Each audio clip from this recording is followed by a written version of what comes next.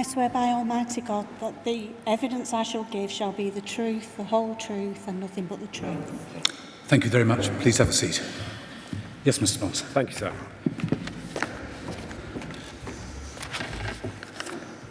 Just start by giving us your full name, if you would. Catherine Marie Ashworth. Thank you. If we can have on the screen, please, LCC 001998.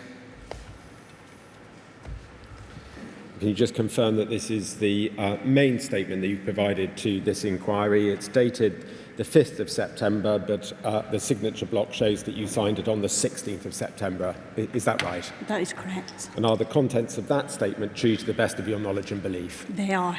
Thank you. You've helpfully provided a second witness statement. Could we have on the screen, please, LCC 002309?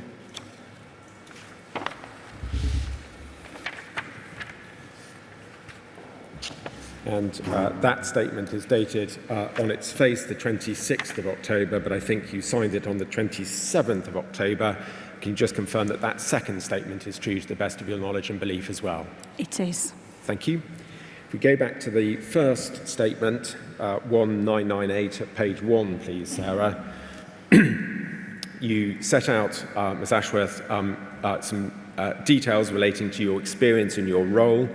And importantly for us, you are the head of service for children and family well-being at the local authority. Is that right? That's correct. You are responsible, I think, for the provision of Lancashire County Council's early help service, which included both targeted youth support and the family intensive support teams that we've been hearing about. It does, yeah. It comprises both. Thank you. In terms of your own background, paragraph 3 on this first page, I think you qualified as a youth worker yourself back in 1988? That's correct. And did you remain in that role in the youth service area of work at Lancashire County Council until that service was cut in 2017? That's correct, yes. And did you then move across to the Children and Family Wellbeing Service in 2017? I did. Thank you. I think at that time, 2017, you'd been promoted through the ranks such that you were one of 3 senior managers in the team at that stage. Is that right? That's right, yeah. And then come COVID, if I've understood the chronology correctly, the head of service left early in the pandemic, and you took over initially as acting head of service? I did, yes. And then I think you gained the role substantively. That's correct. And do you still hold that role today? I do. Thank you. You tell us, and we should recognise it from the outset in paragraph 4, that in the post that you held, you didn't have any direct involvement at the time in decision-making on AR's case. That's correct. I've had no involvement in that at all. Thank you. Ms. Ashworth, you've been put on notice of this, so it won't come as a surprise to you, but I'm going to, in my questioning, deal with the first period when AR was opened to CFW in a little bit more detail, drawing on your management experience, in part because the CFW worker who was assigned to the case, for good reasons, has not been able to give evidence. So I want to look at that first period, the 8th of October to the 13th of December 2019. Do you follow? That's correct. Yeah, that's fine. Thank you. So if we can start, please, with paragraph 44 of your statement on page 10.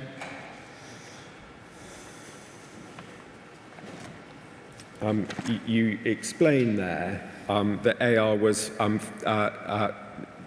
first received as a case following a referral from the MASH that had been prompted, I think, by PC McNamee's high-risk referral. Is that correct? That is correct, yes.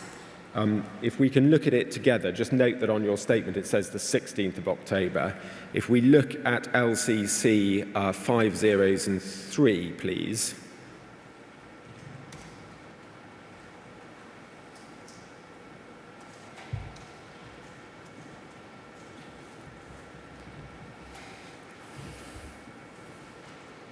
Thank you, and if the text could just be expanded. Can we see that the date of this was actually the 8th of October rather than the 16th? Yep, that is correct. Thank you. If we go to page 2 and just look at the main box on page 2, we'll see what was being raised at this stage. So if we could just have maybe the top half of that text.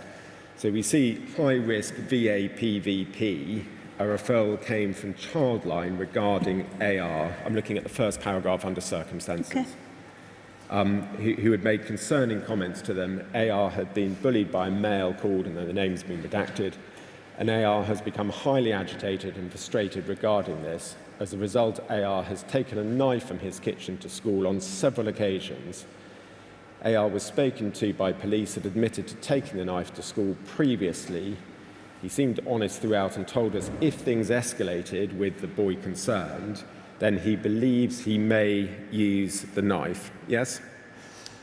Yeah, that's what it says, and I believe that's what he discussed with the police. Yeah.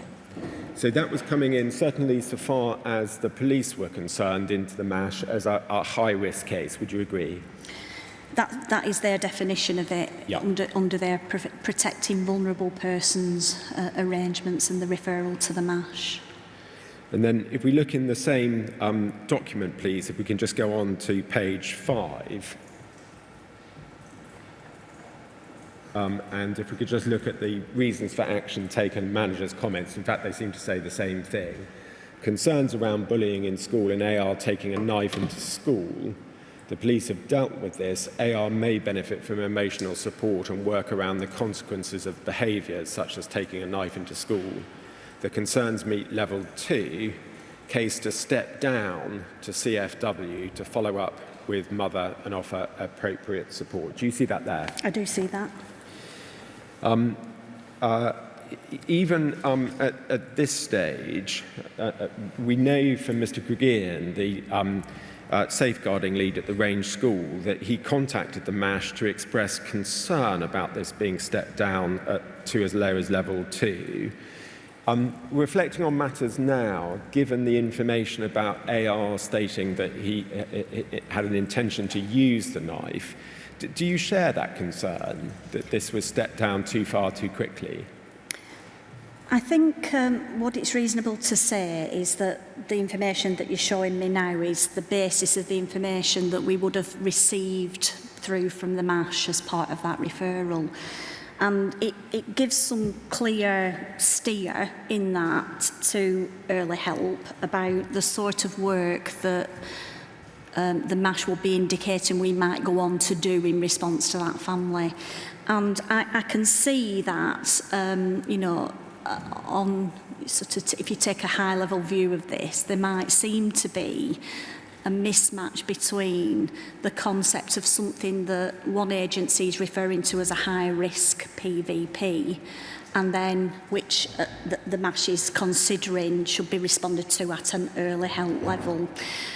So I can understand the differences that might make, but if we drill down to what we were being asked to do effectively from that referral, the emotional support and the work around consequences of behaviour, that kind of work is very much within the wheelhouse of early help to do with a young person.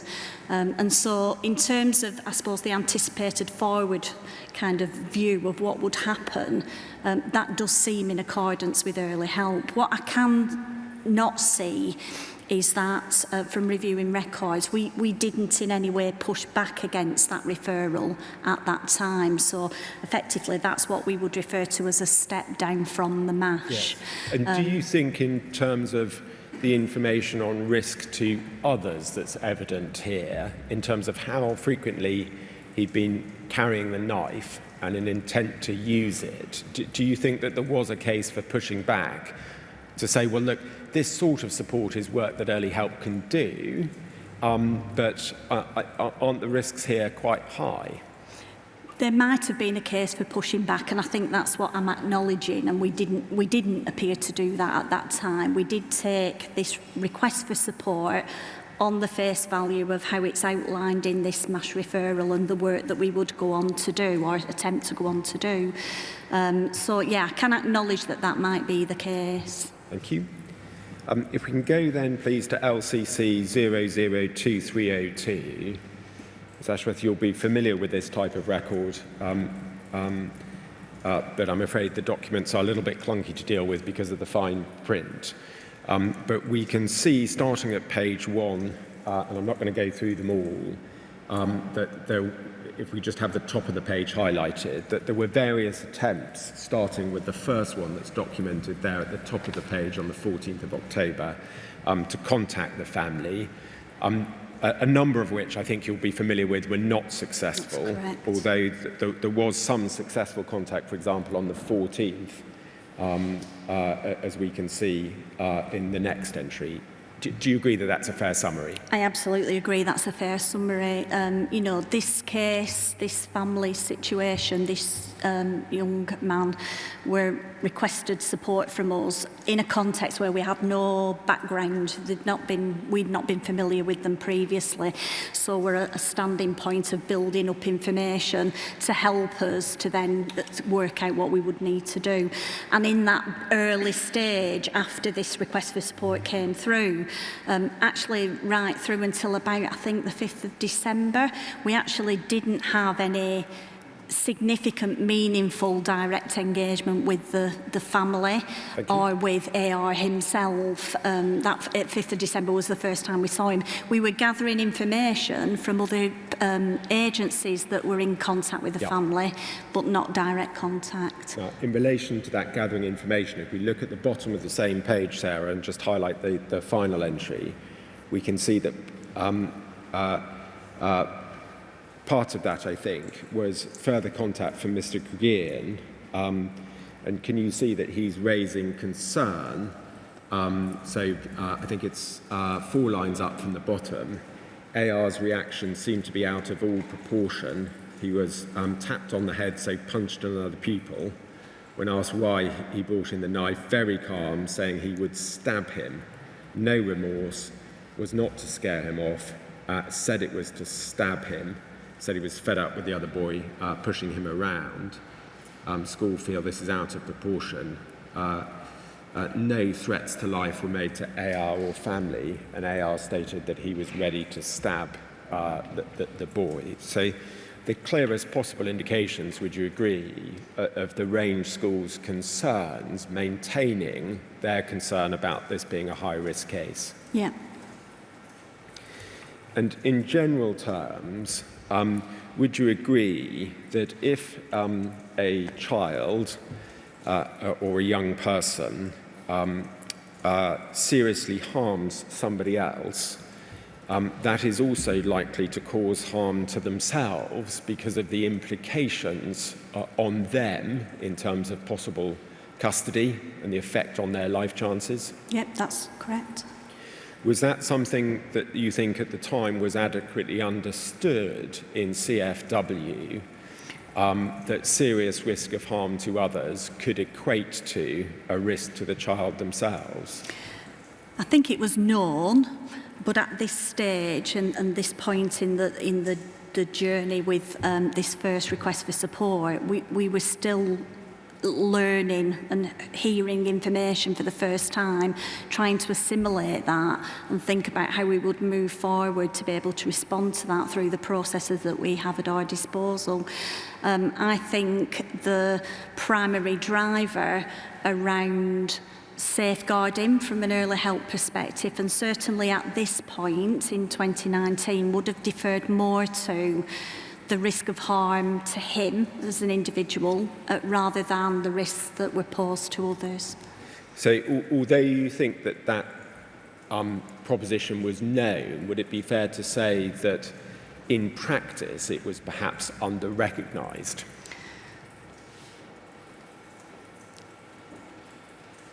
At that stage, yes, possibly. That would be fair to say. And later too, on reflection? I think in subsequent encounters that we had with the family, where other factors around those risks were pertinent, I think there was more of an engagement around that from CFW alongside our colleagues in the youth offending team. we'll come to some of that. So in the chronology, Ms Cookson then, if we could go back to LCC 002302, just look at page 2, please, Sarah.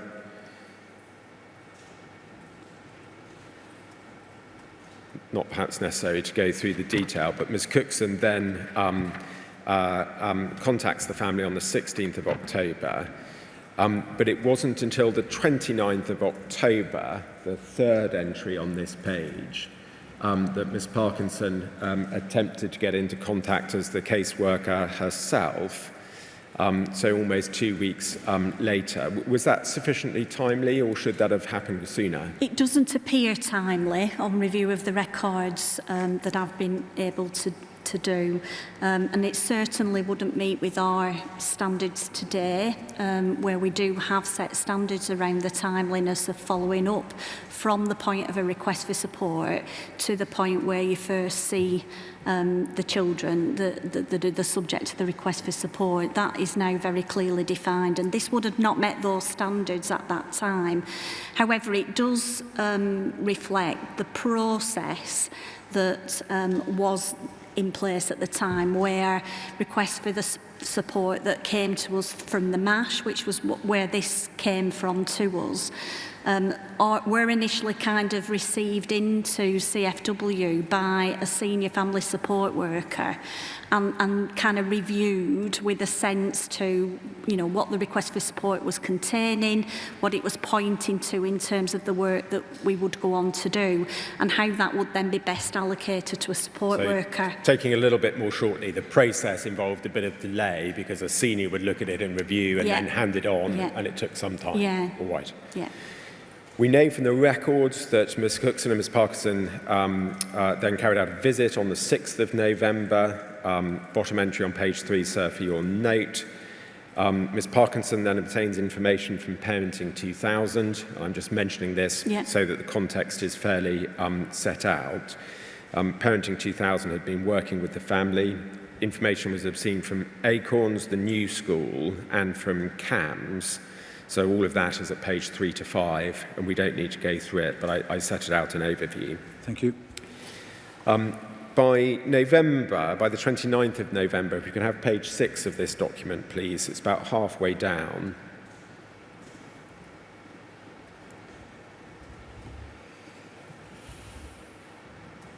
So it's the entry in the middle of the page. It's a supervision note. And I'm looking in particular, Ms Ashworth, at the last line here. So this is information obtained from various sources, but looking at what's come from the school. Acorn School have discussed concerns with AR. School are just getting to know him and need to understand his behaviours. AR has shown some interest in inappropriate news headlines and imagery that possibly links to the knife incident that's being monitored. Do you see that there? I do see it, yeah. So in addition to the high-risk concerns from the range, the new school is giving information about new developments with AR showing risky behaviour in the sense of an interest in inappropriate material and imagery that might link to the knife incident. Would you agree? That's correct. Thank you. We go over to page 7. That theme rather continues. If we could look at the 3rd of December entry at the top of the page, please, Sarah. Because Acorns are then in contact, sharing further information on further developments concerning conversations in art around guns, decapitation, discussions about his understanding of what's appropriate and not. And we can see that what's being said there by Ms Parkinson was that information be shared with the MASH. Do you see that there? I do. In the evidence from the Acorn School, that they've suggested that they had difficulties at this time in sort of getting the message through my summary, but they were attempting to get support from PC McNamee, from the Early Action team, and from the MASH. Rather than Ms Parkinson say, share this information with the MASH, wasn't there a case for CFW to approach the MASH themselves or direct this towards children's social care at this stage, given the mounting concerns? You could say that. I think it's worth noting that by this date, we haven't yet met the family directly. That happens only for the first time a couple of days after this. And in that meeting, there is further discussion about these concerns that school have about some of the presentations that AR is making. But, you know, I think what I would like to contextualise is that when we approach working with a family at an early help level, we do that in partnership with all those other agencies that are also working with the family. And it's not singularly incumbent upon CFW to be the agency that raises concerns or makes a request for support back to the MASH to suggest something like a step up. That can be done by any partner, and at that stage, the information that was being received and sort of processed was by the school itself. We had not heard any of this information firsthand. But is that quite fair on the other agencies? Because Mr. Coogian had flagged up very clearly his concern about the high level of risk. It had come in initially as a high-risk referral and had been stepped down. And twice within the space of 10 days, the school are raising concerns. And the response of CFW seems to be put that in through the MASH rather than taking any proactive steps themselves. Would you agree? Well, partially. In the interests of how we would respond to those issues that are being identified by the school as concern, that's part of our multi-agency team around the family, which we go on to work on further over the next few days. But it is worth knowing that I can see clear evidence in the notes that conversations were taking place with school about, you know, these are the sorts of concerns that might be useful to pursue through the prevent methods that we have at our disposal. And it was Anne Cookson from CFW that suggested to school that we maybe needed to pursue that first prevent referral. That was pursued by school, and rightly so. I'm going to come on to that. You're jumping ahead slightly with the chronology. So just deal with the point that I'm raising, and we'll come to the chronology in due course. So there's then a school meeting on the 5th of December, and we have that at the bottom of the same page. Can we just have that text highlighted? And would you agree here that there were very significant signs of concern once CFW did get to hold this in-person meeting along with the school? Yeah, the same concerns that had been intimated earlier and had been the subject of conversation were outlined in this meeting and were discussed directly with the family. But they went further, did they not, in terms of the approach of Alphonse, AR's father? In what context, sir? Well, so if you see about 8 or 9 lines down, Dad said he'd spoken to AR about some of the incidents and that AR had said he'd not done this or that. Yeah. It was taken out of context.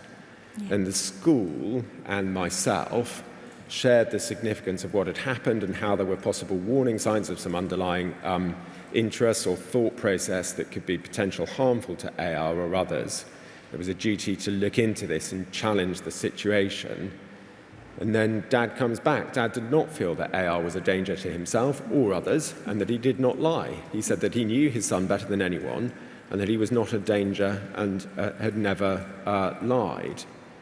I asked that if this was the case, why, when AR had took the knife into school and stated he would use it, was this too the truth? Dad said that AR had been misunderstood, and when he said use it, he'd not stated how he would use it. And that was before AR was brought into the meeting. I mean, wait for the question, putting it very bluntly, Alphonse R seemed to be somewhat in denial. Yeah, that is true. Yeah. There is evidence there to suggest that the father and subsequently AR their position was to play down the significance of those factors and not to have that full understanding of the potential consequence. And then when AR was brought in, he doesn't see the significance of that, hadn't done the things that he's recorded as doing, accused the teacher of lying. But the school were very keen at this meeting, appropriately keen, I'm going to suggest, to demonstrate to CFW and others that this was wrong, because they were making the point. It's not just one teacher, but different teachers. Father then is in support, agreeing with AR that it was a misunderstanding and didn't have the significance. The classroom teacher was actually brought in to go over what was said, and AR continued to deny it in the face of the teacher. Father then said that the school was like a prison, so he's undermining the referral unit, yes? Yes. And they were magnifying and exaggerating the situation, that AR could not speak without it being logged and challenged. AR felt he was being singled out and that other children behaved inappropriately. That was not challenged. He said school were lying or accusing him of being a liar. So it wasn't just the case, was it, of this meeting repeating the information. The concerning information comes to light that there are very grave reasons to doubt, first of all, that AR himself was really seeing the seriousness of the situation, yes? Yes. And his father appears to be somewhat in denial, both about his son's behaviour and about the seriousness of it. Yeah, I would agree with that. If we go over the page, please, still in the same note, and I'm afraid our warning about sharing the document has obliterated part of the text, but if we could just have the top page, Sarah, I'm sorry that it's hard to read, it's our fault. But what that reads is that Alphonse denied receiving any contact from CFW. So it's discussed the need for a TAF meeting. Lucy Parkinson had been trying to contact him to continue with the agreed support. Dad said he had not received any calls or messages. I explained that we'd sent a letter. He did not think he'd received any or may not have opened it. And would you agree that on the face of the CFW records, that doesn't seem to ring true, given how many attempts to contact the family there had been? That's correct. We had made multiple attempts to engage and contact and make arrangements to go and see the family and start processes rolling. And very clearly, AR's father disputes that at that stage. And as you rightly touched on earlier on, this leads to the prevent referral. And I don't challenge for a moment the general evidence that you've given about that CFW had a part in discursive discussions about that. But if we can pull away from this record and look at your statement, please, at paragraph 49, it's on page 11.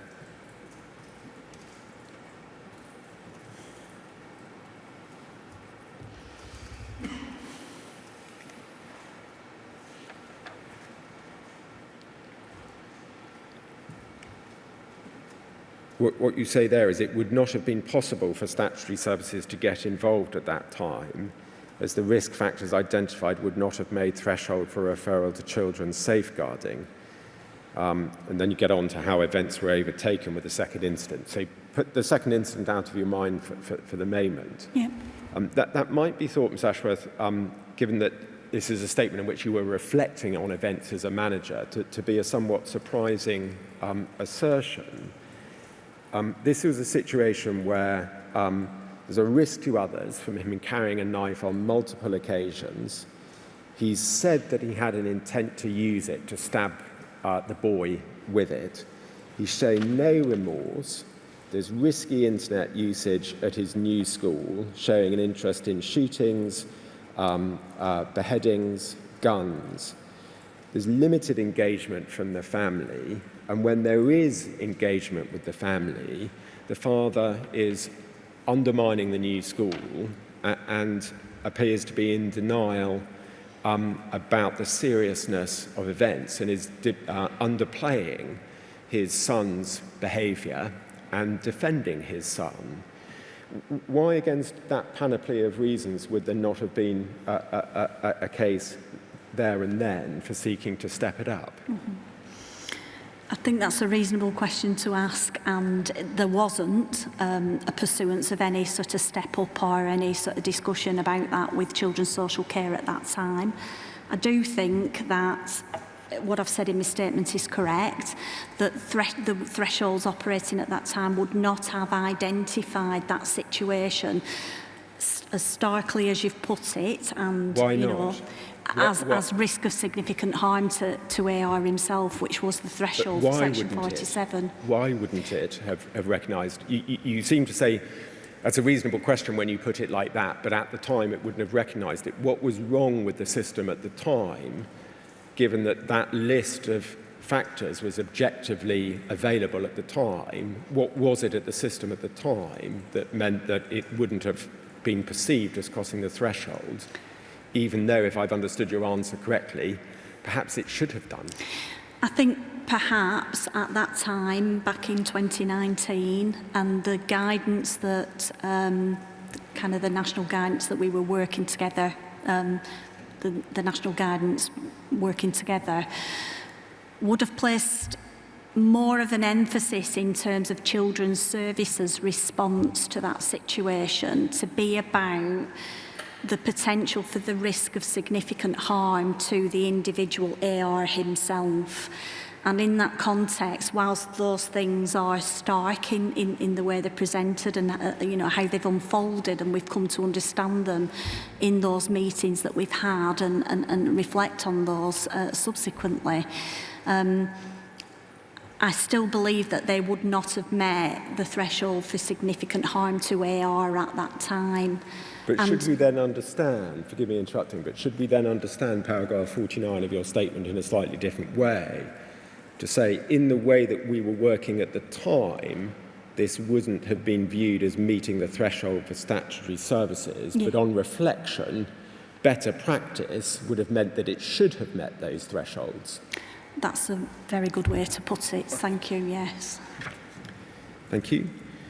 And we see, do we not, some difficulty for other agencies in attempting to get the position changed.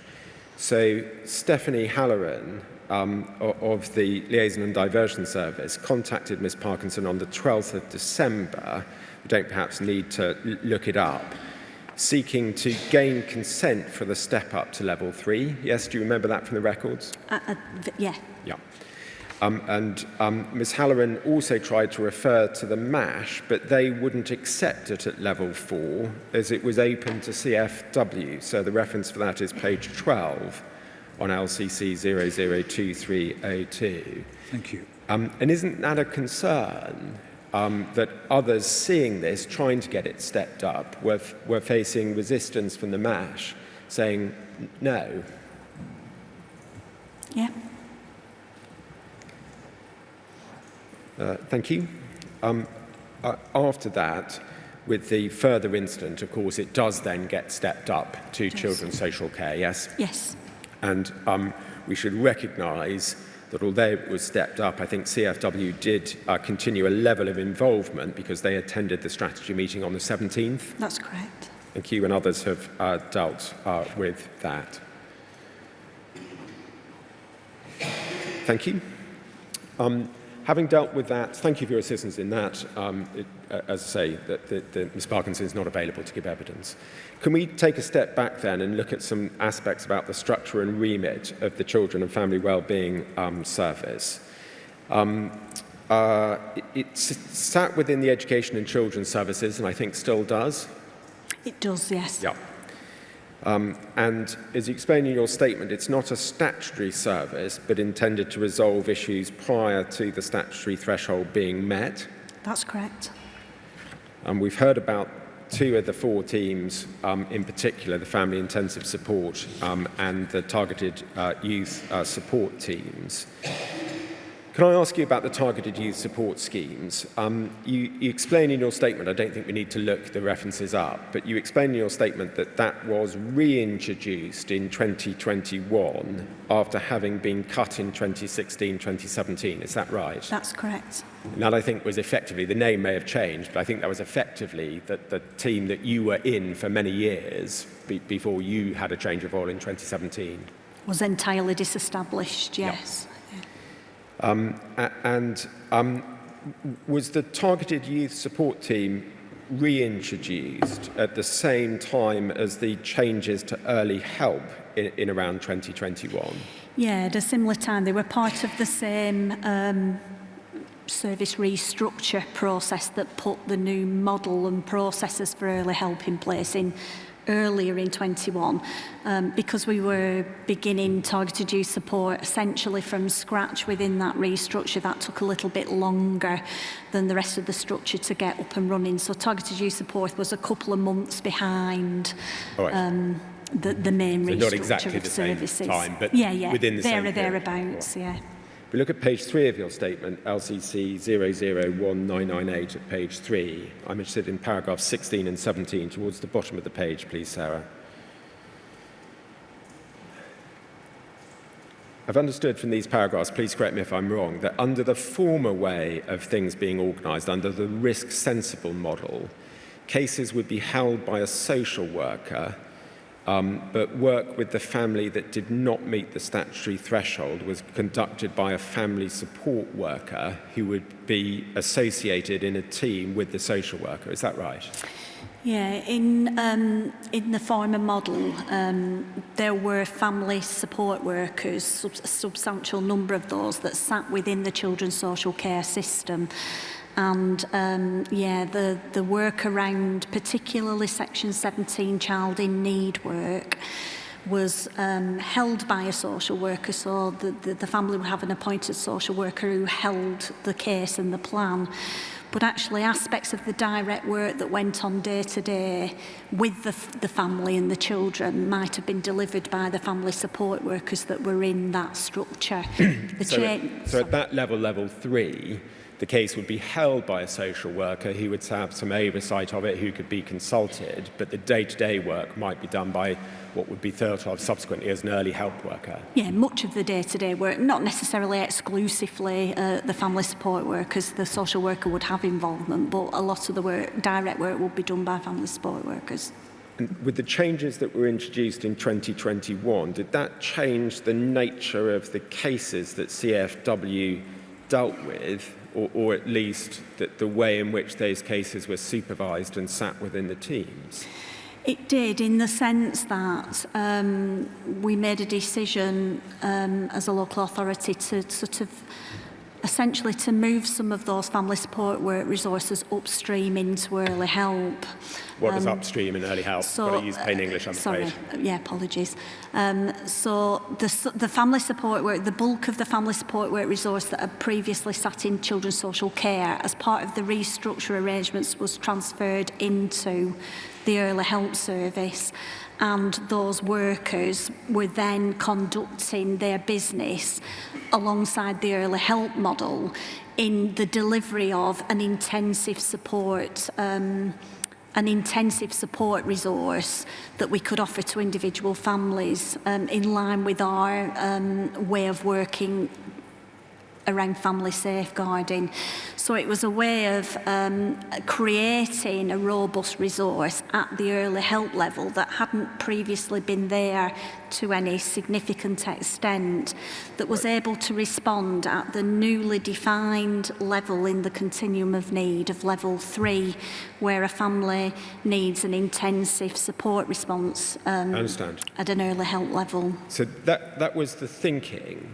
But the old approach presumably had the advantage that at that level 3, there would have been input from social workers into the kind of preventative work that was going on.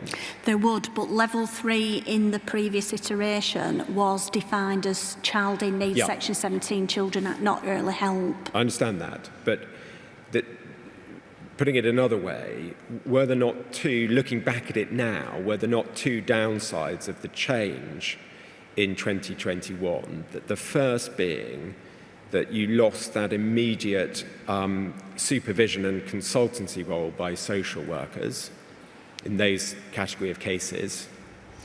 We didn't lose it, it was just provided in a different way. So was through it less direct? Less direct, yes, potentially. And less effective? Not necessarily less effective, because the work has changed. What we're now dealing with is a new continuum of need in which there's a defined level 3, which is intensive early help, targeted early help, and that's the support that we're offering at that stage. Is that really accurate? Because in AR's case, we don't seem to see on the records, looking at it as a whole, a marked tendency from those from CFW to consult social workers on what might happen in the periods when it's not at level 4. They seem to be taking their own decisions, not consulting. That's correct, and that's how the system was designed to be. Initially, those consultative mechanisms were not as firmly or directly identified. So they were less effective. So when I asked earlier on, and less effective, is the answer to my question yes? Yes. And the second downside, would this be right, that those working in the requisite team at level 2, but particularly at what would have been level 3 children in need, now we're having to deal with more complex cases without the immediate supervision of a social worker? That is correct. And we see in your second statement that, just have that back on the screen, please, LCC 002309, starting at page 6, please.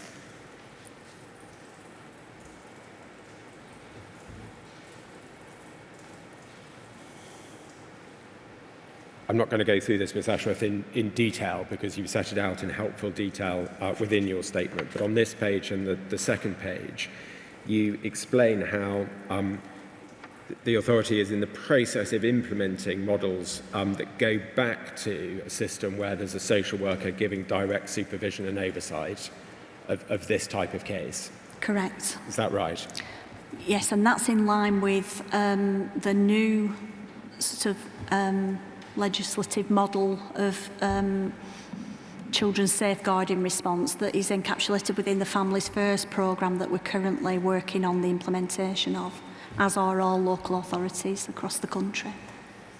So the overall picture, is this right, that the two significant changes have both been effectively reversed, or in the course of being reversed? So the cutting of the youth service, targeted youth support, which was cut but then reintroduced. That's one, yes? Yep.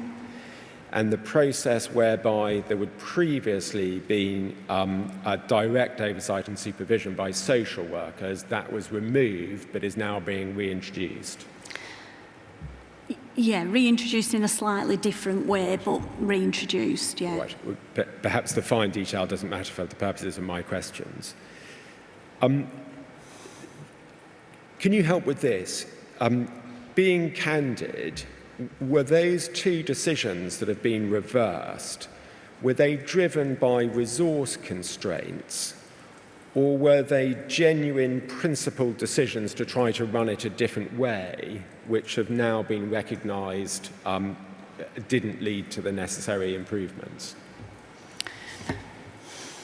I think partly both, a little bit of both. It wouldn't be right of me not to acknowledge that. For example, the first point that you make about the removal of a youth service as previously existed in the local authority wasn't in some way driven by what was happening to local authorities around austerity and the need to make savings at that time. But also, it wouldn't be fair to not acknowledge that the move that the 2021 changes sort of signalled for us, that was a move to adopting a new method of social work in our local authority that was based on a model that had been trialled in other local authority areas alongside a number of different models. But this wasn't something that you alone were doing. This is something that was being looked at by others and being tried by others. Overseen by the Department for Education, and looked at the family safeguarding model as a way of, the principles behind which are very, very positive around adopting an approach that is based on strengths and looks to support keeping children with their families wherever that is entirely possible to do so, and where the safety considerations can be managed around that. That is a laudable, positive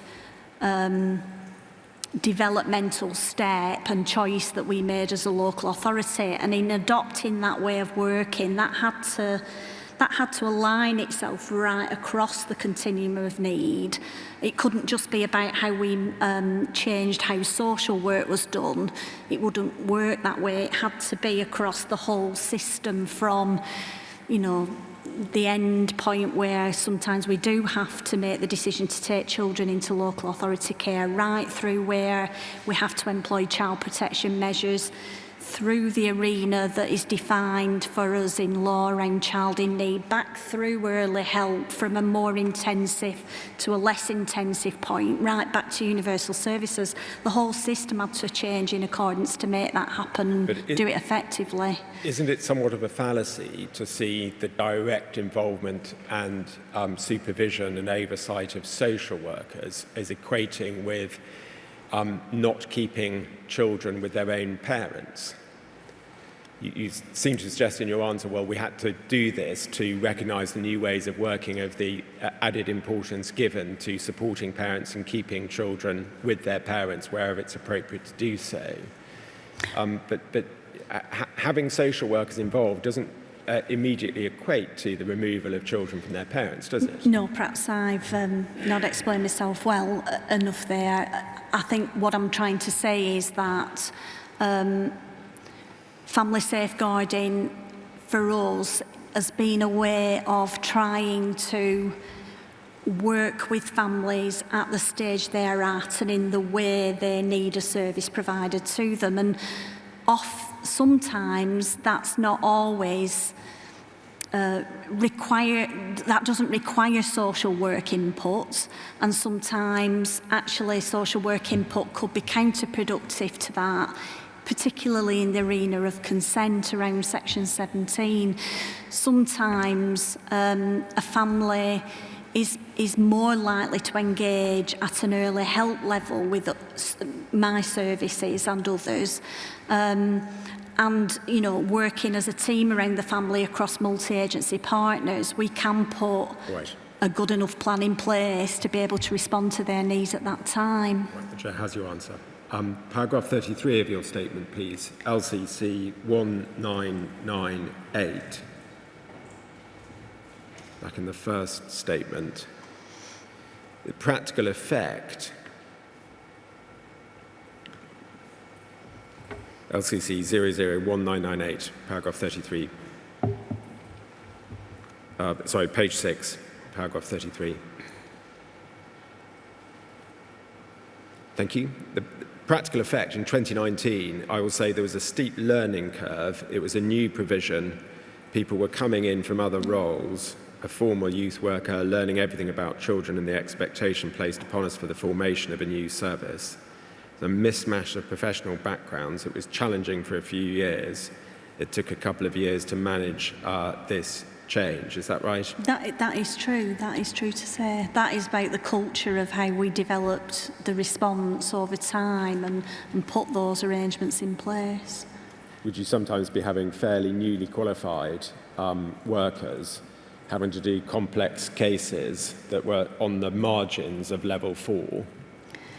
Yeah, that is potentially one of the consequences of that, yeah. Who had the authority and the responsibility if a case from the MASH was put at level 2 but should have been higher? Who had the responsibility and the authority to challenge that? And how should that have been challenged?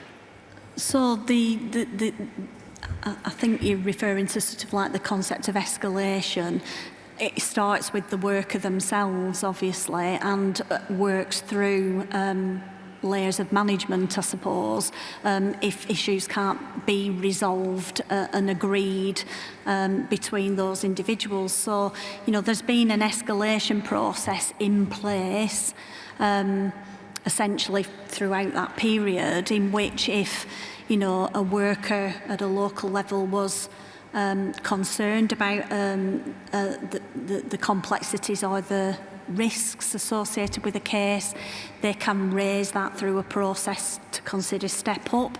And if they disagree with that interaction, can escalate that to a higher level manager to take up that case on their behalf with higher level managers within MASH or children's social care. And if you're being honest and candid, when you reflect, as you will have done as the senior manager, on the various periods involving an AR, do you see much sign of CFW workers reflecting on, in particular, the risk to others? No. And pushing for escalation? In this case, no, I would have to say I don't see that in this case. And is that overall a significant shortcoming, would you accept? I think it's with the benefit of hindsight, there are points along the way where you might say that was a point where you could have considered step up. You could have at least asked for that or put that forward through a process, and we didn't. And I think that can only relate. I can't speak for the workers who were there at the time doing that work, and I wasn't directly consulted on any of these threshold points, as it were. But I think that was about those workers believing at that time that with the team around the family that they were working with, the needs of that family at that time could be met at an early help level. Why is that only with the benefit of hindsight? In light of the clear risk information that other agencies were raising time and again, shouldn't that have been visible at the time with the information that was known? You don't need hindsight for that, do you? No, I'm saying that's with hindsight from myself reviewing the situation. But no, those facts were clear and present at the time. And yeah, it is true to say that there were points where, you might have considered a step up or a discussion with children's social care. We have a process in place now that is really quite robust, that we refer to as family discussions, could have been enacted at that time. Can you keep to how things were at the time, and we'll come to improvements later? Not sure, no need to apologise. If we look at LCC 001926, LCC 001926, this is the continuum of need as amended. If we could go to page 10, please. You'll be expert in this in a way that I'm not, but just refamiliarise yourself with it at page 10, please, Sarah. Why can we have the bottom of the screen highlighted? So you'll recognise that, I think, as the post-2021 changed way of looking at the continuum of need, yes? Yep. And then if we go in the same document to page 15, bearing in mind that level 3, families struggling to cope, complex support needs, go to page 15 and page 15, please. Page 15, 1-5.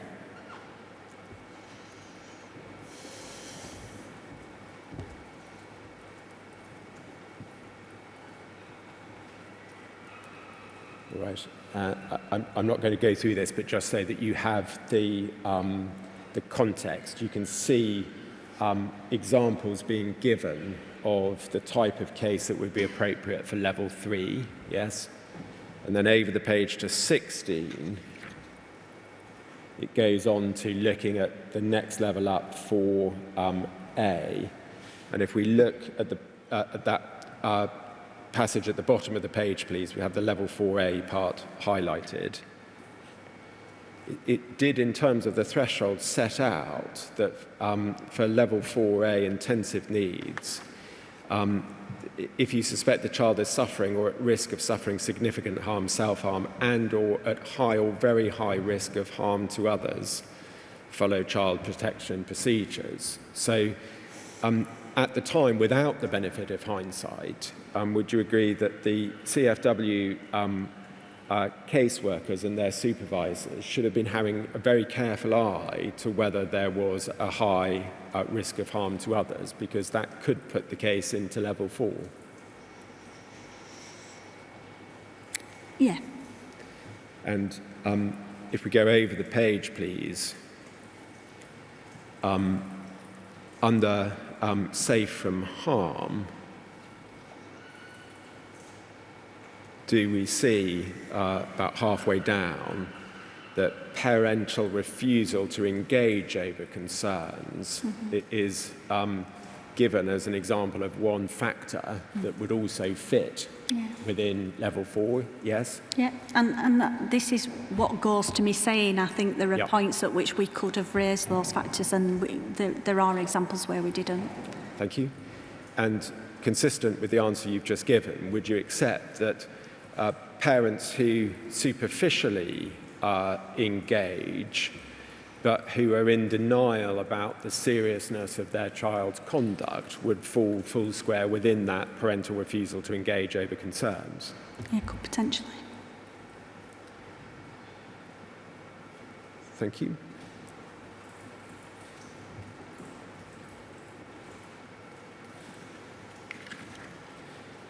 If we could go next, please, to LCC 002194.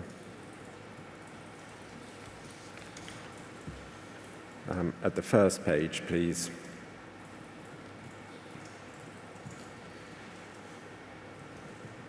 Ms. Ashworth, I'm showing you the title page so that you've got the context. Can you just help us with the background to this? The title of this is an evaluation of threshold decision-making by Lancashire County Council's Education and Children's Service on the provisions of support at level 3 and 4. And if we just go full page again, please, Sarah, you can see that the author is Neil Penswick, and it's the 7th of March of this year.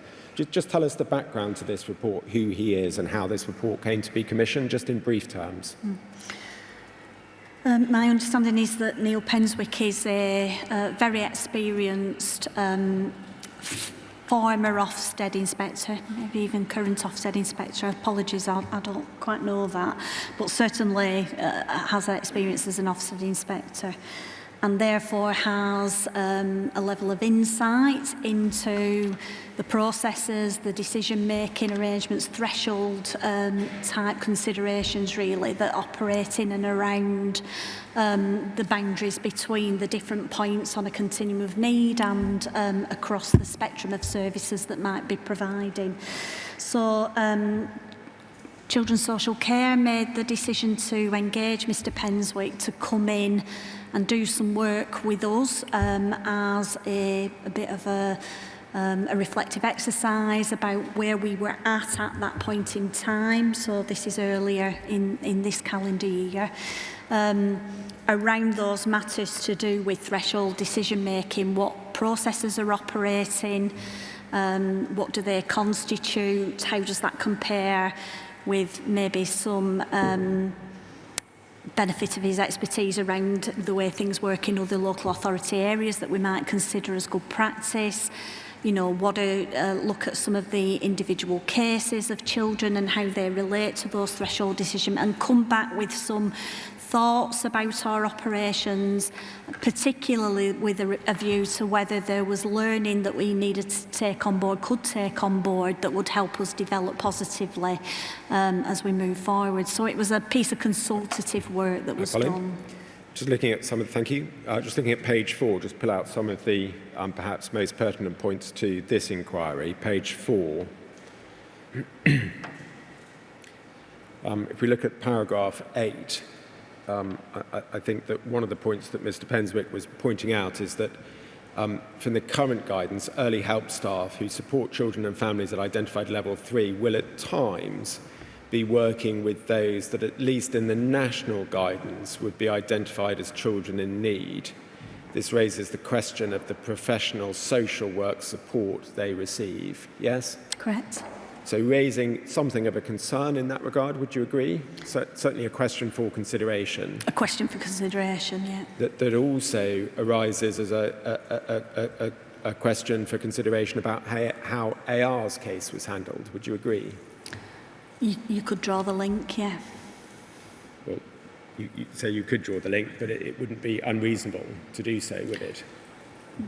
Well, we have been discussing the points of threshold interaction around AR's case, certainly. Paragraph 11, a little bit further down the same page, please, Sarah. Even in March of this year, for some decision-making related to thresholds for support is not as consistent as it needs to be. In part, this relates to the guidance which lacks clarity in the application of thresholds in the real world, faced with complex family circumstances and histories and limited information. Would you agree?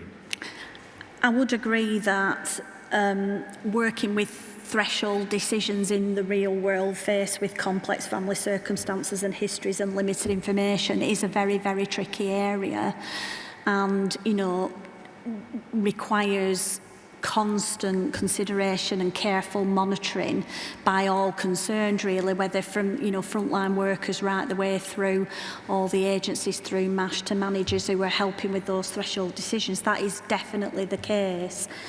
And I think that, you know, the point that he's making previously there about, you know, early help, CFW, my service being a service that the definition of which is to work in that arena of level 3 on the current continuum of need, which is this intensive early help, targeted early help level. It is highly probable that in any circumstances, if you were to take a review, and, you know, whilst Mr Penswick won't have looked at, probably we've got something in the order of 5,000 children that are potentially open to services from targeted early help through child in need to child protection. He won't have looked at them all, but he did look at a substantial number of children's cases. And I think in any cohort of that size, you are going to find some children where two professionals might take a different view as to whether the very fine threshold between targeted early help and child in need. One understands that, but if he's been engaged because of his wide experience in making these decisions, presumably his conclusion that the decision-making related to thresholds is not as consistent as it needs to be. He's not there suggesting on the face of it, well, there's always going to be some difficult cases, and I haven't seen here anything of concern that I wouldn't see across the country. He's flagging up a problem, is he not? He's flagging up something for us to think about, that there may be some inconsistencies that we need to consider, and I think that is right. His words were, the support is not as consistent as it needs to be. Yeah, inconsistencies, yeah. Page 5, please.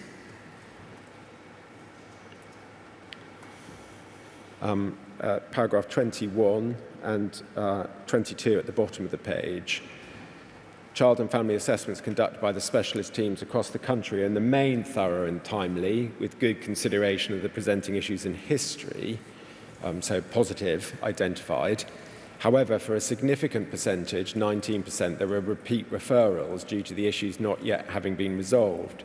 This is often where there are ongoing domestic abuse and parental substance misuse. Some of these are stepped down to early help support. At times, consideration of the cumulative impact of events on the children is not robustly considered. And again, AR's was definitely a case of repeated referrals. Some of them step downs, some of them referrals in. Would you agree? Yeah. Where this factor, a lack of a proper consideration of the cumulative impact of the number of referrals, might be thought to be a fair criticism of the way in which his case was handled. I could understand why that would be the case. Our experience in early help is that we often receive referrals from a family that then repeat themselves over time, sometimes where the matters of concern for that family, the unmet needs, are the same unmet needs as we've seen previously, and sometimes they're different needs. In the evolution of any family over a period of time, they're going to face different needs and challenges. And I don't think that's unusual or not understandable. But you're saying it's understandable that there would be repeat referrals. Take that as read, but my question was whether it might be a fair criticism that the significance of the cumulative impact of the number of referrals may not have been sufficiently taken into account in AR's case. Would you agree with that or not?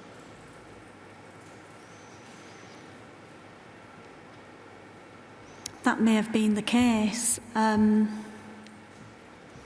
in this instance with AR, the issues across the sort of 4 episodes of contact that CFW certainly had with him over that 5-year period did contain needs and issues that were similar across time.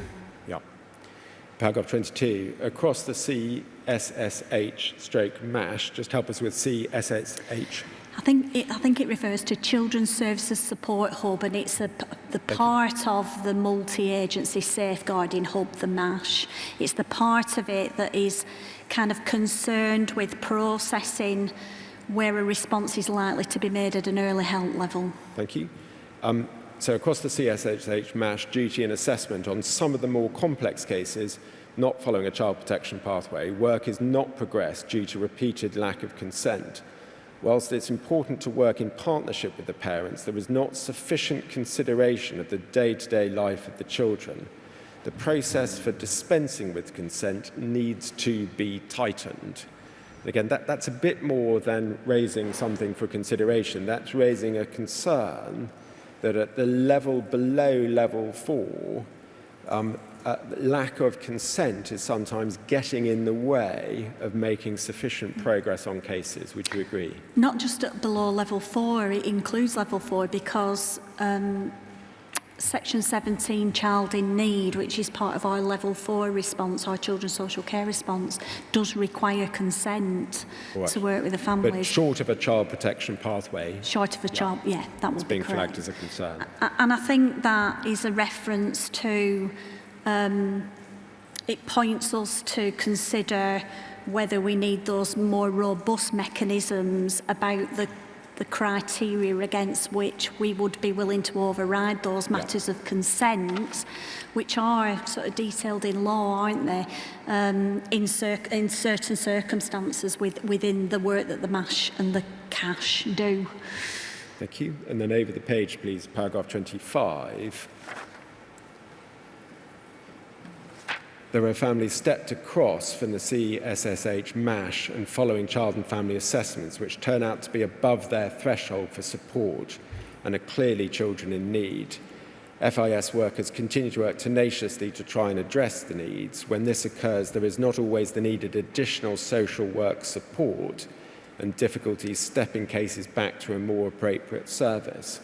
That seems to be referring to cases being addressed perhaps at levels 2 or particularly level 3, where the FIS workers do their very best to try to address the needs, but there are difficulties with recognising that it's a case that needs to go up to level 4 and getting it back up to level 4. Would you agree?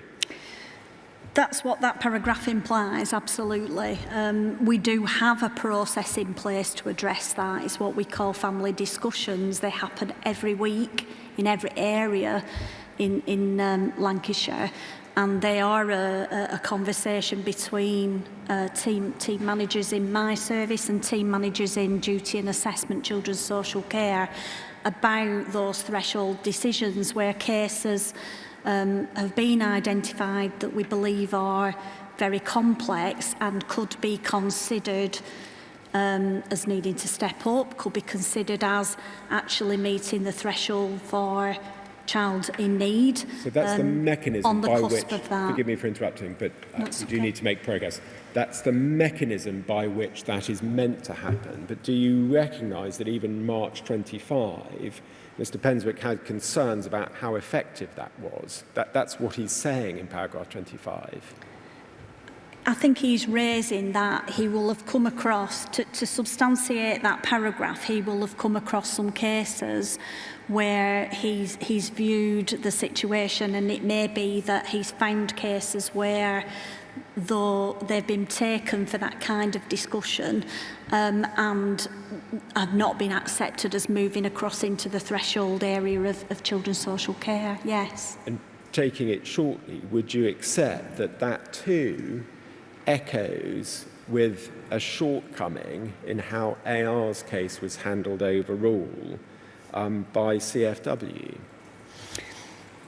Not directly, no, because I think what I've acknowledged already in the conversations that we've had is that there wasn't, apart from where circumstances kind of overtook the situation and the case got stepped across, there wasn't a lot of active push from a CFW point of view around AR's case for that case to step across at different points across the episodes we work with the family. But isn't that the problem, that there should have been that push to put it further up to level 4 and a lack of recognition that that's what should have happened? I think I answered that before in the sense that you could say that, but I do think that that was because workers were looking at the situation at the time and believed that the situation could be responded to at an early health level. All right. I'm going to move on now, thank you, to just briefly deal with some issues relating to note-taking and record-keeping. We don't need to turn up. You explained in your system that Liquid Logic is the system that was introduced for CFW before the time that we're involved in, so October 2018. That's right. We don't need to deal with the situation prior. CFW have an aspect of Liquid Logic called the Early Help module, and that's what we've been looking at on screen, is it not? It is, yeah. Yeah. And Children's Social Care have their own part of Liquid Logic, and I think you had, for workers, they would have read-only access to the other teams. That's correct. Thank you. The expectation would be for key interactions to be noted more or less contemporaneously. I think there's a standard, a service standard saying within 5 working days. Sorry, sir. You would just repeat expect key interactions to be noted more or less contemporaneously. I think there's a service standard that it should be recorded within 5 working days at most. Yeah, and child seen within 7. Thank you. One aspect that we've been looking at is LCC 30973, please.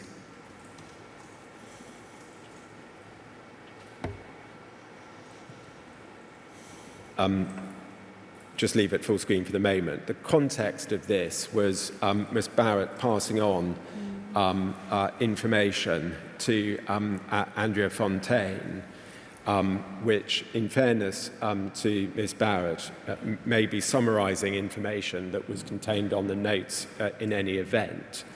But rather than just indicate you don't need to make a separate copy of this because this will be on the notes already, what Ms Barrett actually said was, once you've digested this email, please delete it. What do you make of that? Was that appropriate? I don't know what to make of that, really. I don't understand why that would have been a requirement to delete it. I'm sorry. You can't shed any light on that? I can't. Is it somewhat concerning on its face? Not necessarily, because we place a high emphasis on handling personally sensitive information very carefully, as is right and proper to do. Thank you. Yeah. When a children and family wellbeing service worker comes fresh to a case, what is the expectation of them reading into the back notes?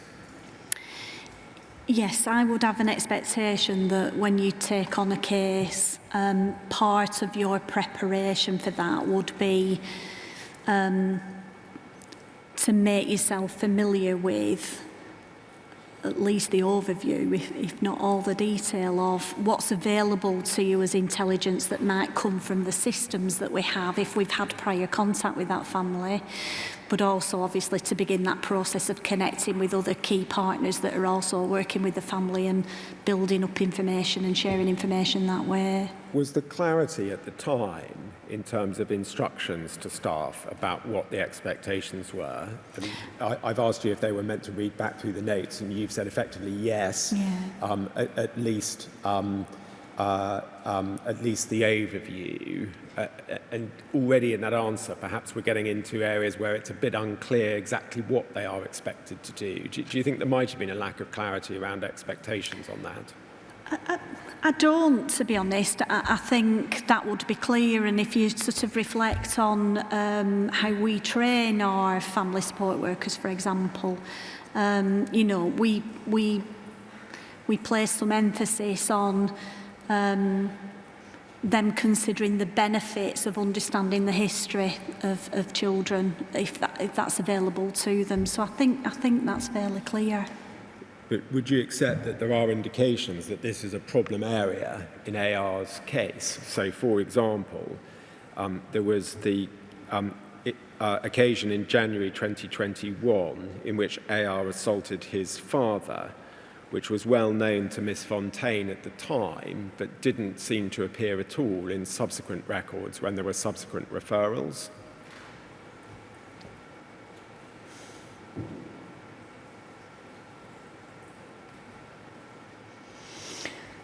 If that was something that was historic, it wouldn't necessarily appear, but it would remain on the system and available to view and consider. A clear pattern, I suggest, of a dilution of the information about the significance of the risk. So by the end of 2019, it was known that AR in particular had said that he intended to use the knife in October 2019 to stab the person he perceived to be a bully. And in relation to the December incident, likewise, he said effectively he had the knife in order to kill the individual if the hockey stick didn't work. Yeah. But that was gradually diluted in terms of summaries when later referrals came in. Would you agree that that's both a pattern and a concern?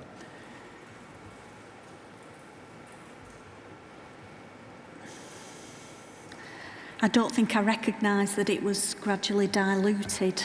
Well, we could go to many examples of it, but when in subsequent referrals, the CFW caseworkers gave a summary of the background, they would sometimes refer to the previous knife incidents, but the information about the intent to kill was dropped off. Okay. Have you not seen that in your own work on the papers? I haven't fully absorbed that, but...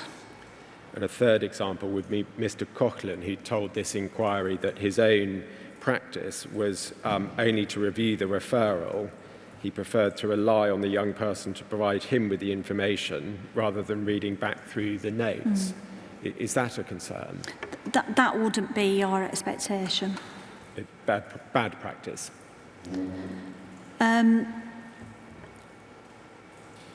It wouldn't be our expectation. But I can understand where his comment is coming from as a youth work professional.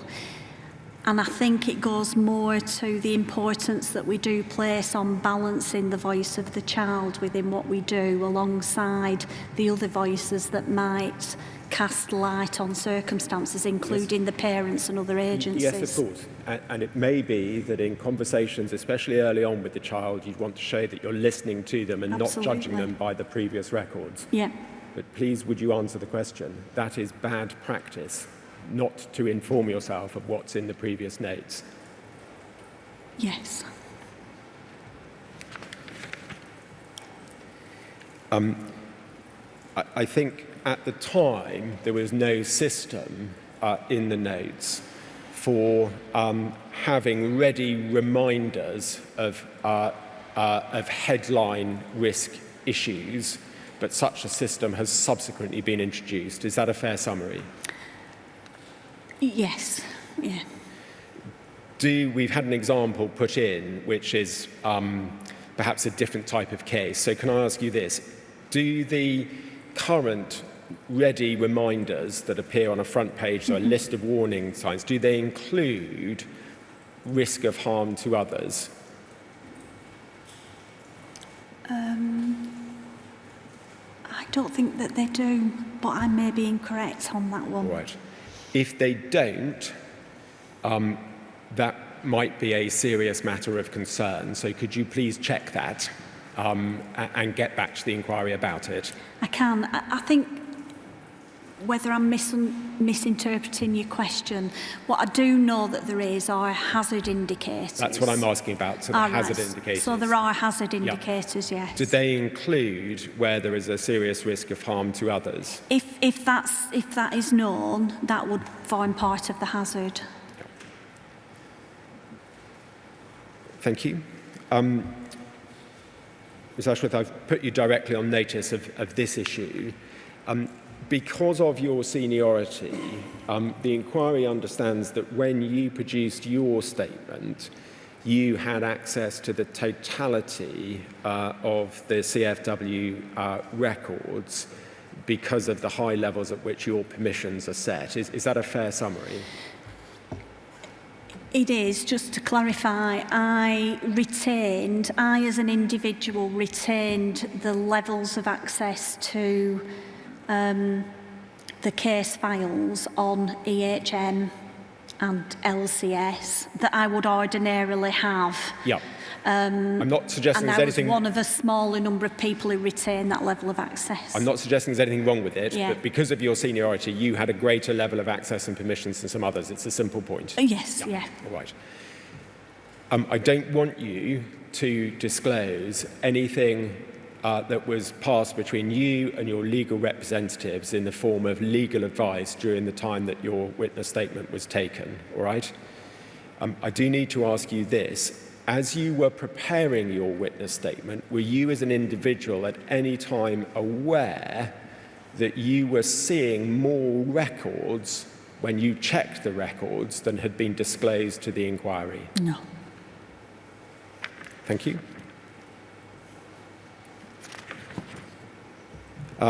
Now, for the remainder of the periods, so periods 2 through to 5, I'm not going to go through them chronologically. We've taken it up with some of the workers concerned, but I just want to look at some examples of themes, and we'll deal with the first one before taking a short break.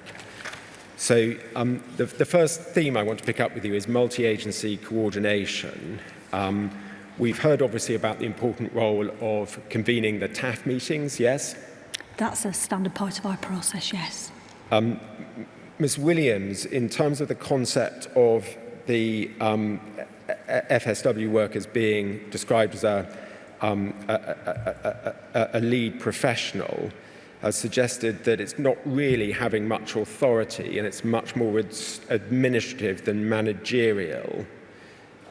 Would you agree with that description? I can see some clarity in what she's saying there, in the sense that the primary role of the lead professional is to kind of coordinate the response that's happening in recognition of the fact that if a team around the family is in place, there's an immediate implication that there's more than one agency involved in working with the family. Otherwise, it would be a single agency response. And it is correct to say that early help provision and the team around the family, those processes that underpin the methods by which we work in early help, but doesn't it rely suggest, entirely on collaboration. Yeah, but doesn't it suggest that for some, they might lack the confidence or the authority to really act as a lead professional, and that they see it more as administrating the meeting and the record of the meeting? Isn't that a risk? It may do, but I think it goes more to the point that an early help worker has no specific authorities or compulsions to make other agencies participate, to make them accountable for anything that's agreed it is a collaborative process. And yet you say in your statement that part of the role is to hold other agencies to account. That is technically the viewpoint, that is the attempt that is made by the lead professional to bring people together into a room with regular review points where that reflection is, and to ask that to be exposed and shared, that information shared. But it goes no further than the willingness for agencies to participate and collaborate. The lead professional holds no particular compulsion capability really over other agencies' work. At other times, is there a risk, and I'm going to suggest evident from AR's case, that the lead professional role sometimes translated into not taking sufficient account of other agencies' views? Do you recognise that as having been a problem in AR's case? I recognise a couple of points that I can see, you know, the way in which they've been recorded that go to the potential that an agency had a particular view. And one might say that the early help worker didn't follow through on that view entirely. So if we look at LCC 30998, Okay. please, LCC 30998, and can we take it at page 9, please, Sarah? This is May 2020. Page 9, please. 6 months after the hockey stick incident, AR and his family have been very difficult to engage with in the early stage of the pandemic. And Ms. Hodson is now writing to Andrea Fontaine with others copied in. And the inquiry's seen this a number of times, and I hope that you're familiar with it. Do you see the long list of points that were being raised as a concern by Ms. Hodson, by Mrs. Hodson? I do. Focusing in particular on the fact that Alphonse R.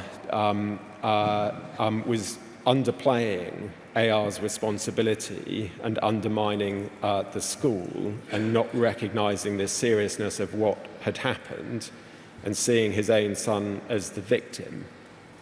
Yes? Yep.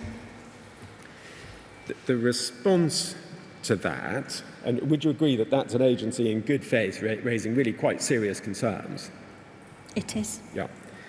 The response to that at page 8 for Ms. Fontaine, while civilised and courteous in its tone,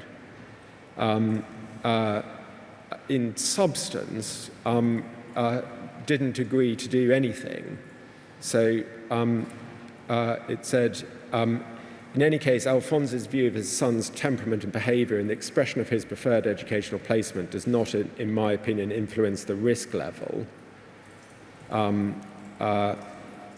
The risk assessment is not the basis of AR's return to education. There, I think it would be beneficial to have a copy of your risk assessment to be able to see exactly where, and then if we go back over the page,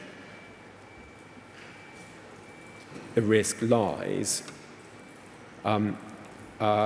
Also giving information about the importance of giving Alphonse an opportunity to respond to the challenge and provide AR with an opportunity to contribute his thoughts, feelings and wishes. I can appreciate that all necessary strategies need to be put in place to ensure everyone's safety. However, there does not appear to be any new or additional information shared that would suggest an increased risk. I mean, that may be thought to be giving something of a brush-off. Yeah. I can see why that could be construed as the case.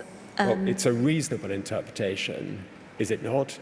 It's not just a question of I can see why that could be construed as the case.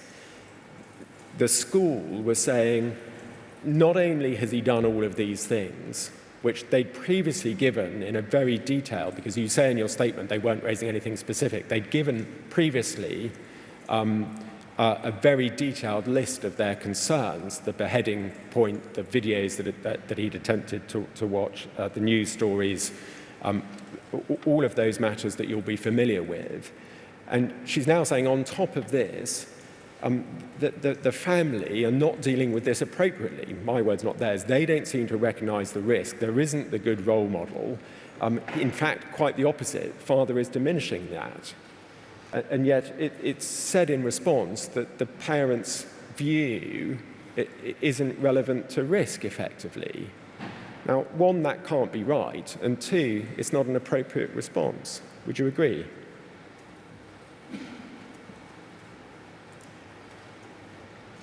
Yeah. Yeah. And would you accept that this is a case of an appearance of multi-agency working, but perhaps not seeing it through in terms of the substance of genuinely listening to the concerns of other agencies?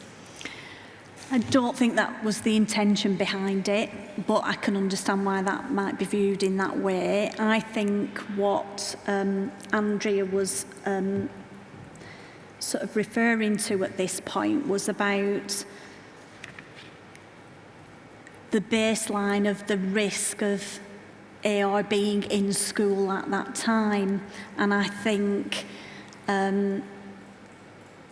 this is at the height of the COVID pandemic, when the national lockdown circumstances were in play, I understand. And, you know, the family were also expressing concerns about AR being in school during that period anyway. So I think Andrea is possibly coming from a place there, and I'm reading somebody else's decisions, they're not my own. I wasn't there to be part of that, but I think she was referring to, because I think there's a reference to risk of proximity at some point that the school raised, and he wasn't in school at that time, so that risk wouldn't be realised. And in actual fact, he didn't go back to school until the September when... He went back to school in July. When we were... He went back to school in July. Okay. So would that be an appropriate moment? Apologies. How long? 15 minutes? Yes, thank you. I'll sit again at 10 to.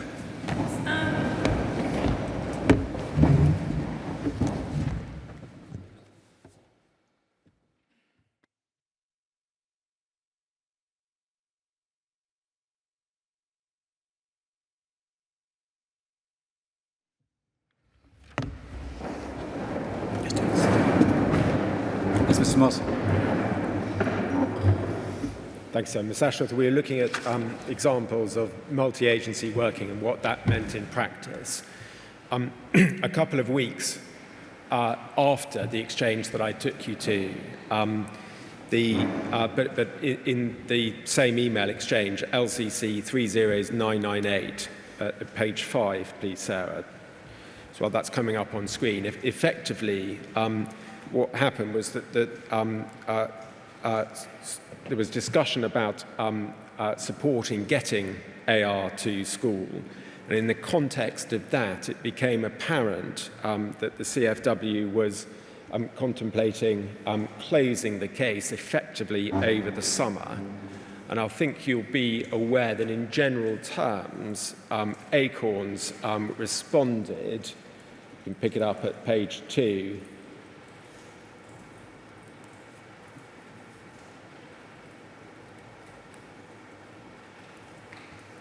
Page 2, please, Sarah. Indicating concern about that. So it's the bottom email on this page. The difficulties of engaging, but noting that CFW had had somewhat better luck, even though they had found it difficult as well, and not really understanding why CFW, if they weren't involved at all over the summer, what support there would be, and asking for that support, though it was all very difficult, to continue. And then the response that comes to that at pages 1 to 2, if we can just go to page 1, is effectively, bottom of page 1, that because the work they wanted to do was face-to-face, and that couldn't be done, that there was still no role and that they were going to withdraw in any event. And at the top of the page, at the supervisory level, Ms. Barrett added that this was very professional and well put. Again, do you think that there's a risk in this, that it looked very much like the school wasn't being listened to? I think it goes to the same point as just before we broke, really, in that I think it's reasonable that you could consider that that looks like the school's not being listened to.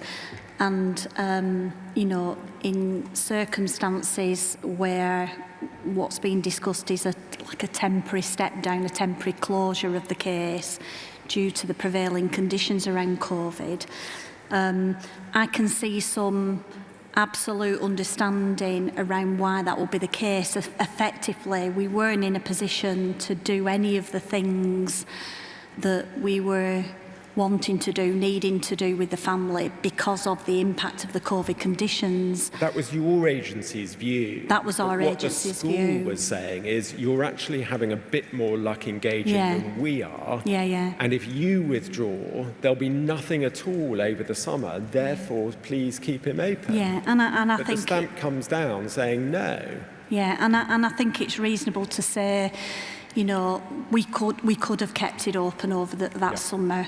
That wouldn't have been an unreasonable thing to do. Next, one of the later referrals, the tail end of 2021 into early 2022, all right?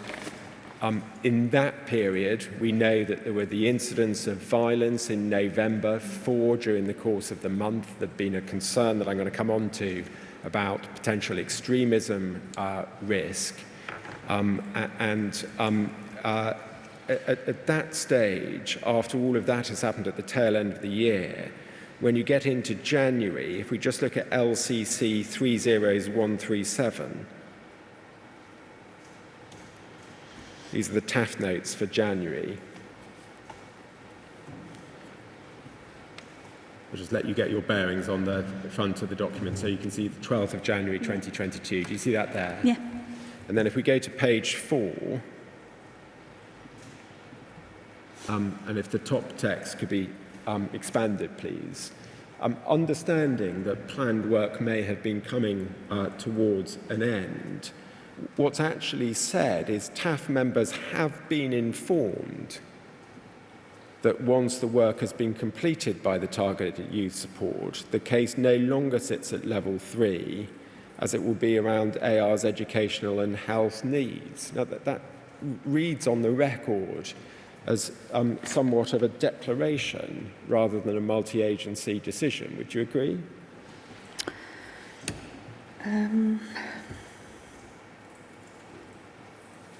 It's a statement, yeah. Well, have been informed. It's not indicating it was the pros and cons were discussed in session, and on balance, the general view was. Is it? No, that's fair.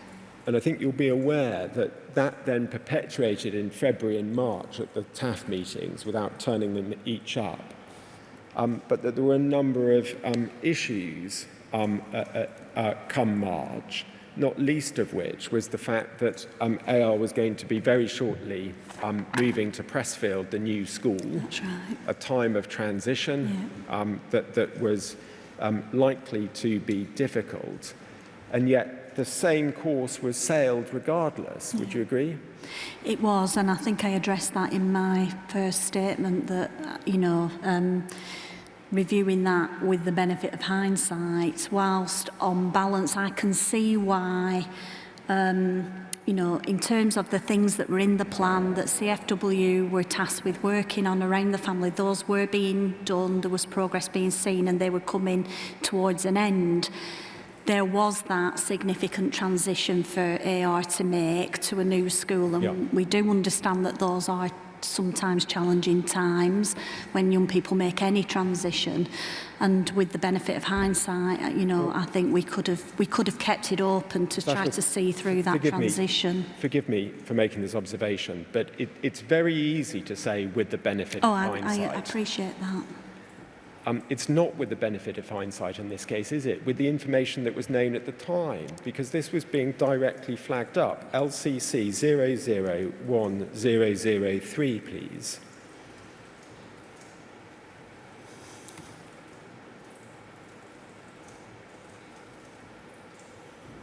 The bottom email, you'll note the date, the 4th of March.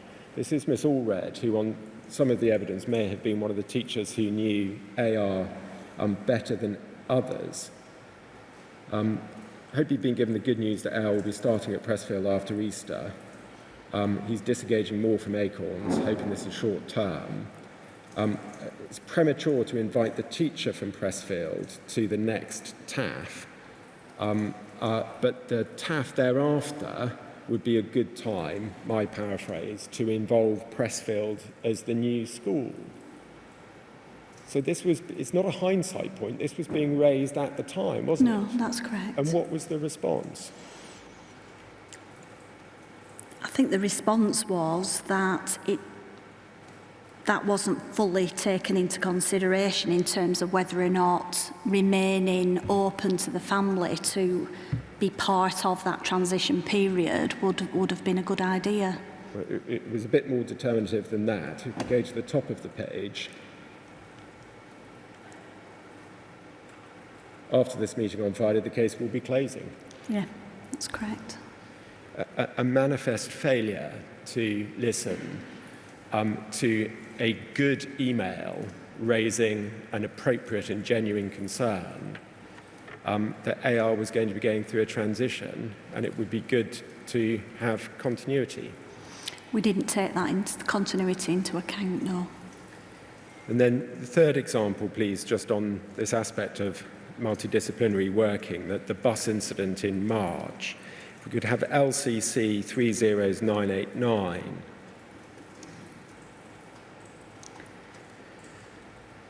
So just 3 days after that closure, in the face of AR's transition, LCC 30989, we see the CAMS making CFW aware, yes, of AR going missing. Do you see that, Sam Steed to Miss Barrett, the bottom email? Yeah. Yeah. And then the response from that, LCC 30966,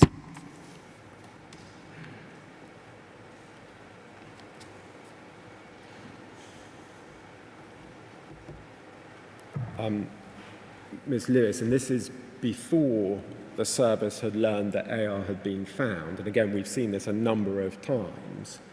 I'm aware that he's gone missing, as Alphonse has contacted the office this morning. Alphonse has acted appropriately by contacting the police, and that is the only advice we could give. There's a high chance of this following the meeting last week that this may happen, Alphonse didn't want the support to end. As agreed in the meeting by all professionals, there was no outstanding work from CFW Level 3, and for the family to be supported via Health and School, EHCP. The case was closed after the meeting. Moving forward, I'm unsure of what other support can be offered to them other than what's already in place, and as parents need to be positively encouraging AR to attend and to follow any advice from school and strategies learned through the parenting programme. And then these words: if you feel the needs of the family meet Level 3, however, this one incident currently would not meet threshold as parents acted appropriately, calling the police. And again, may I suggest that that is giving the brush off. It's indicating, before anything is known really about the circumstances of what had happened, we're not going to take this back as a Level 3 referral because the circumstances of him going missing don't meet it in circumstances where the parents have called the police. I can see why you would view it that way. Well, how do you view it? It does seem to be a singular response to the situation. What do you mean by that? It seems to be that the worker shares a view about whether something meets threshold on fairly limited information that she has at that time. Do you see any evidence of professional curiosity in this response? No. Do you see any evidence of a motivation to work closely with other agencies to find out what had actually happened? Not in this singular email, no. Thank you. I want to turn to look at some issues in relation to consent and how that may have been problematic in the working with AR. Obviously, consent important because it is a consensual service. It's not at the statutory level where services can be provided and interventions made regardless of consent. Would you agree in simple terms? That's, yeah, correct. At the same time, would you agree that if the family, both the child and the child's parents, in this case particularly Alphonse are being difficult around consent and either being manipulative or withholding consent at times, that can itself be an indication that the risks are higher? It could be. If one takes an example of this, if we could look at LCC 002302 at page 36.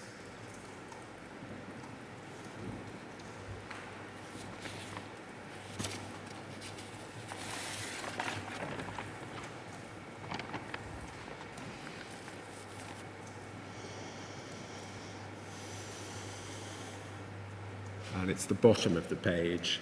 Again, Sarah, if you can cut off the left-hand headers, because we don't need those, just to make the text a bit more legible. I'm not going to read it out because the learned chair has seen this a number of times, and I think you'll be familiar with it. But you'll recall that this is the passage in which Alphonse R. was, in terms, refusing consent for information to be passed from CFW to the yachts. And if we just go over the page, at the same time, indicating that he viewed the yachts as the service that was there to punish AR, and saying that he was being candid in his view with CFW, but didn't want that information that they were opening up to be passed to the yachts. Do you follow? Yeah. Yeah. Now, that, would you agree, is concerning on a number of levels. One is what it might say about the risk of what's going on in the family, and secondly is that the family are viewing the work of the yachts as being to punish AR, yes? Yeah. And what would you have expected to have been done about that? I think this goes to a whole, the basis of the conversation that we always have to have with families about privacy and consent and what the constraints and boundaries around that are. And I think the worker in the circumstances will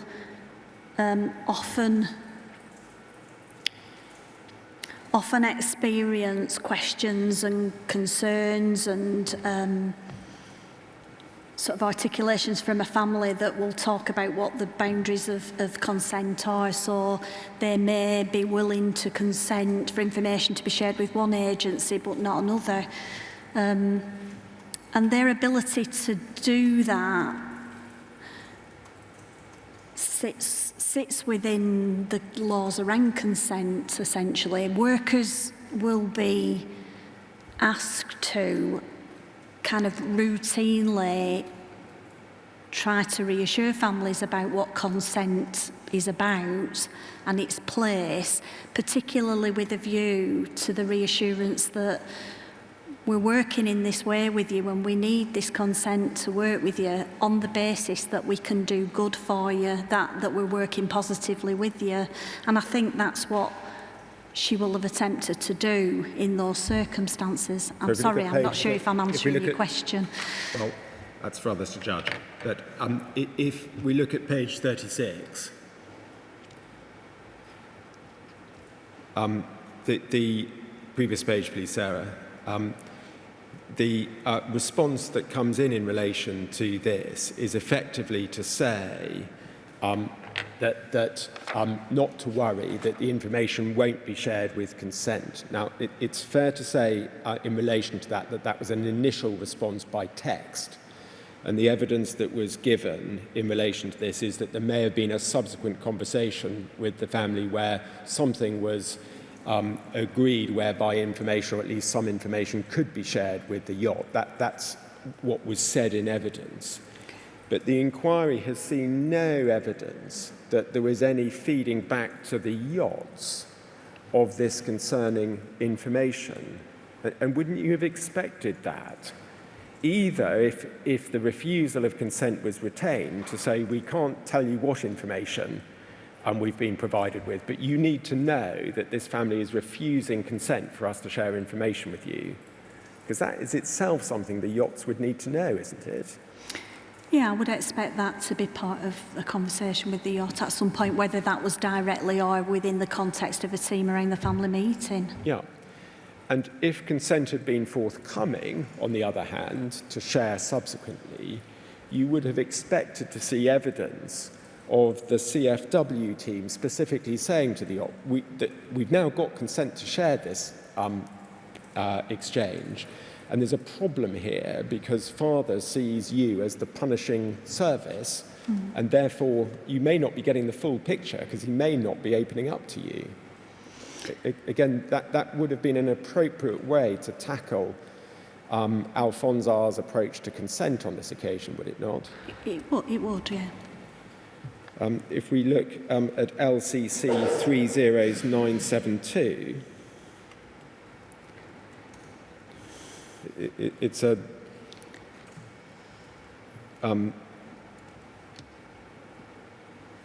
more limited example, but in November 2020, in relation to a CAF report, if we just have the bottom email, bottom half of the page, please, Sarah. So thank you for your email of the CAF report. Below are my suggested corrections. On the first page, under reason for CAF assessment, please replace knives with a knife. He carried one knife during that period. What do you make of that as an intervention by AR's father, knowing what we do about October and December 2019? I see it as an attempt on his part to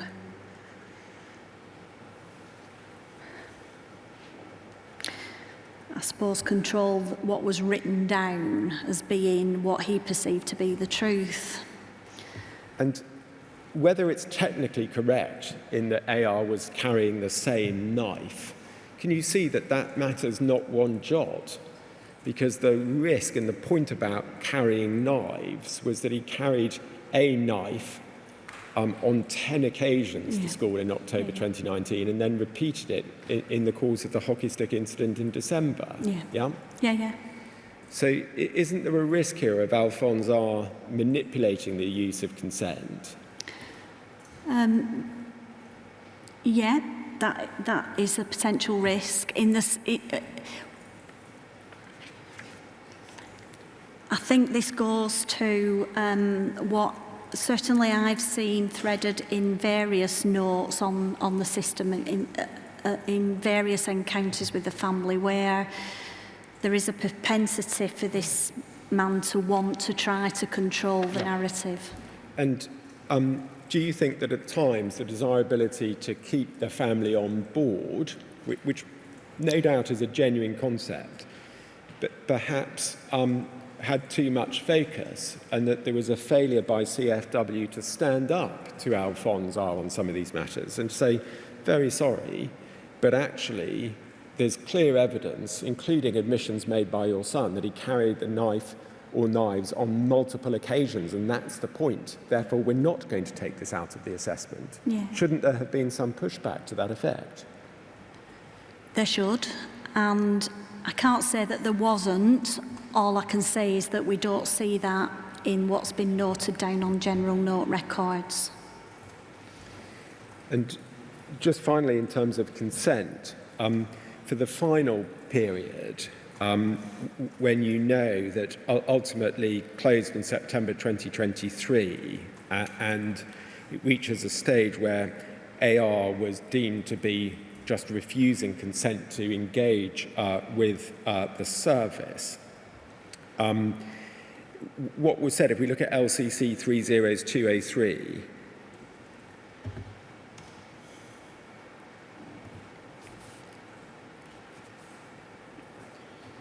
and have the main box highlighted, please.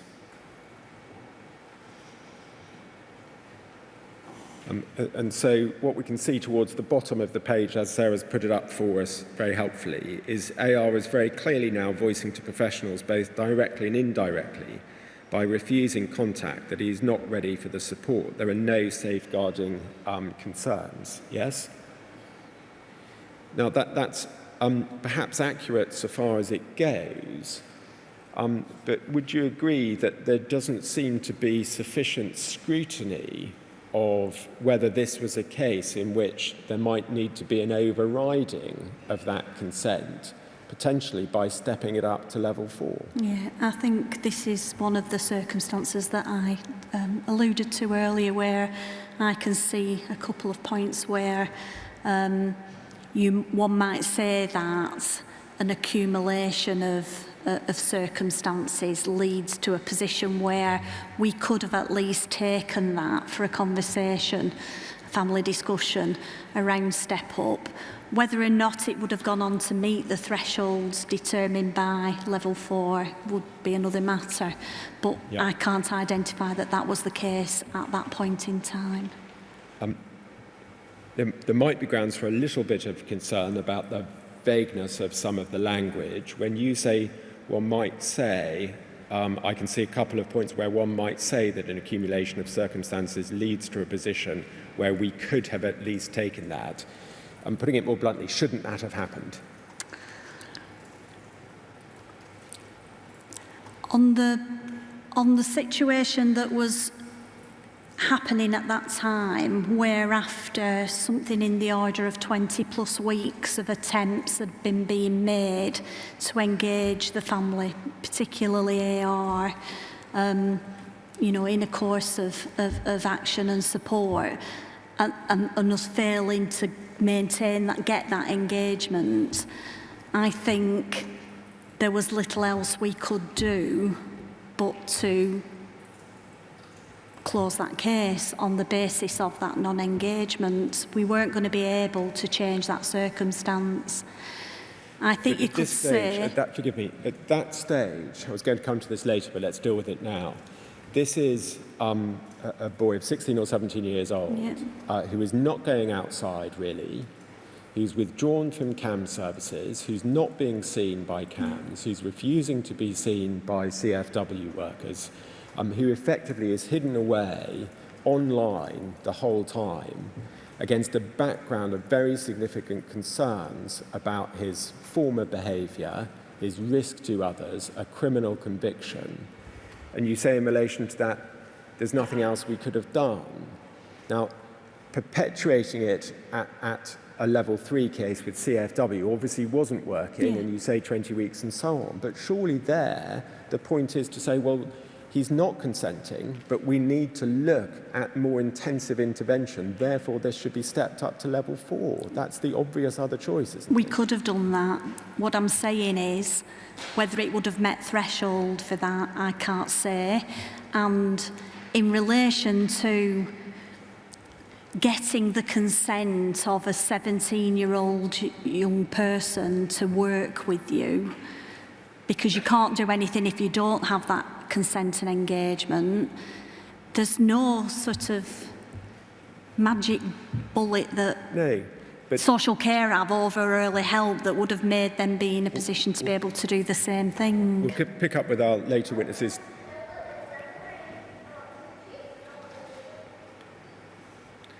We'll pick up with our later witnesses today whether it may have met the threshold.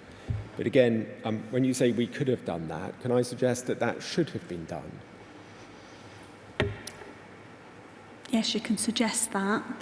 I think, on balance, possibly yes. Turning to how the needs of the child were assessed, culturally, of course, and this is extremely important. Would you agree that your whole service is rightly focused on the needs of the child and the risk to the child? Yes? Yep. And that is something which would have been reinforced in training, Yeah. both initial training and refresher training, yes? Yeah. But we've already looked at that feature, which you can see at the level 4 cases, at the guidance for what be a level 4, and you've accepted that a risk of harm to others could be a risk of harm to self.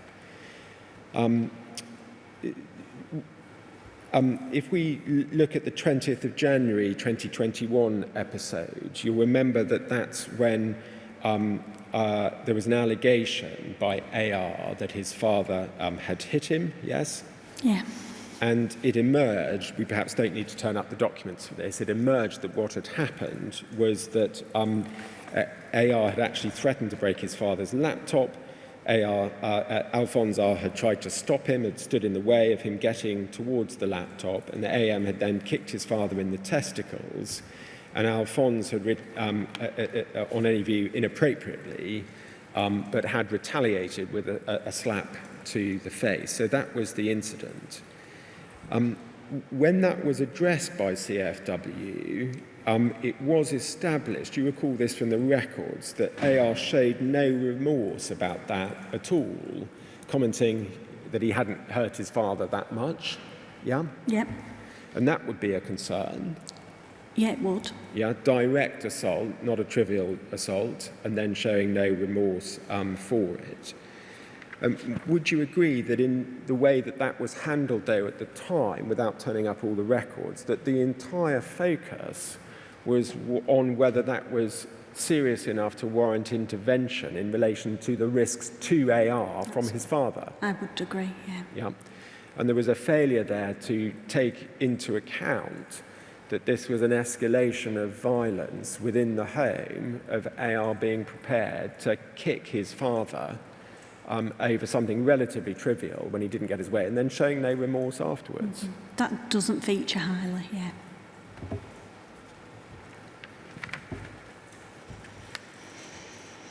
Thank you.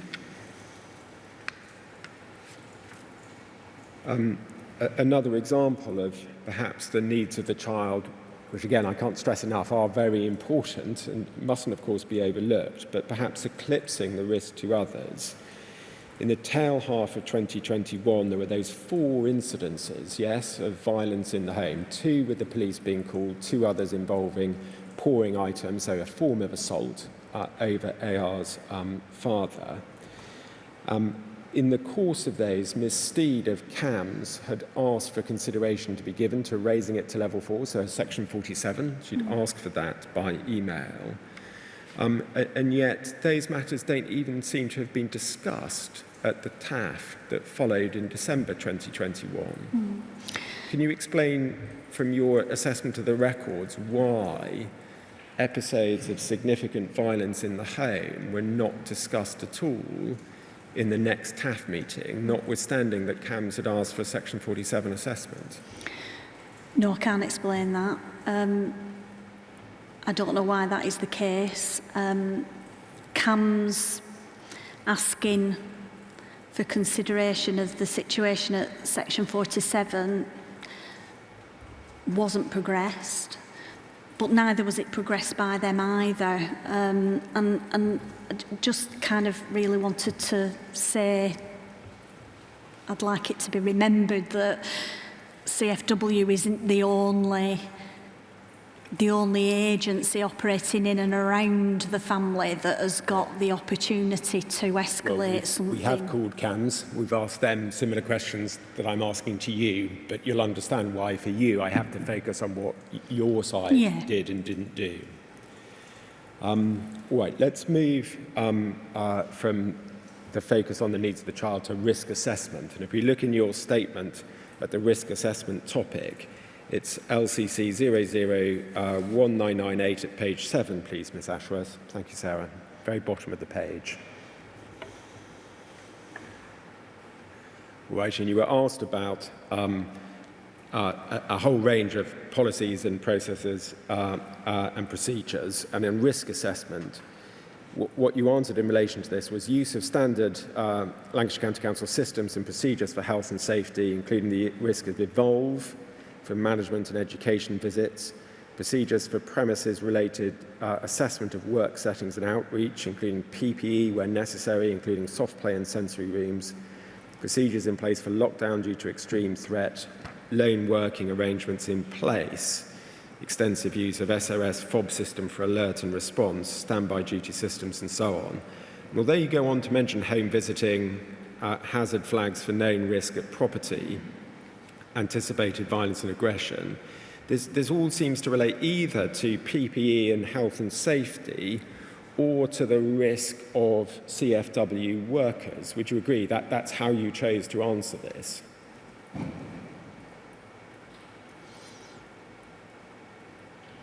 I guess so, although there are a number of factors listed in there that go to the one-to-one working with individual families. What seems to be absent is any clear policy in relation to the risk that someone like AR posed to other people, the risk of them attacking and the assessment of that. Is that because that was overlooked, or is that because it was largely left to other agencies? I don't think that it's overlooked per se. I think that it is more a reflection and recognition that the role that early help plays, and that in those circumstances where the factors are about the risk that an individual poses to others, there are other agencies that are better placed, more skilled, trained, have statutory measures at their disposal to respond and deal with those circumstances than early help would be. And I guess that sort of more detailed policy would sit there. I'm thinking about agencies like the police and the youth offending team, for example. And in relation to information that might be relevant to terrorism risk or extreme violence risk, prevent. Prevent, yeah. But if you're not going to have internal policies that gradate those sort of risks, it's very important that the information is at least shared with those other agencies, yes? Yeah, that's a fair comment. And if we look in that context at LCC 002302, back in the case notes, and page 48, please, this time, Sarah.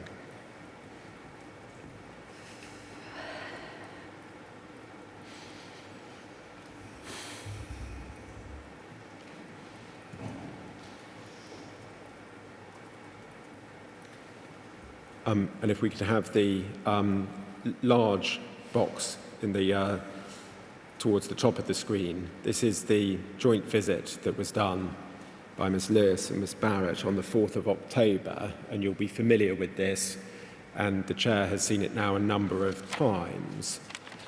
It starts with an outright refusal from AR to let his parents or his father say what the issue is that he had demanded be done, and Mum at this stage seemingly supporting that in saying to Alfonso that he shouldn't speak to them. It then develops into further discussion, and in the course of that further discussion about news and an offer made about would you be interested in the Youth Council, the observation is made that some of the views that he was expressing, if said in the wrong environment, may put him in a compromising position. And then you get on to the issues about a political discussion, and went on to say that MI5 and MI6 can access information on his social work and CFW records, and then got vocal on politics, American government, and the Taliban. Do you see that there? I do. Now, at least on the face of the records, if we look at LCC 30977,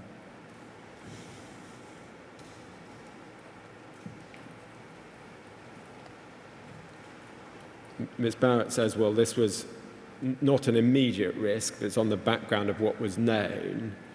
But 8 days later, Ms. Barrett was sending to Ms. Lewis the list of prescribed terrorist organisations and saying that that needed to be discussed with AR's parents.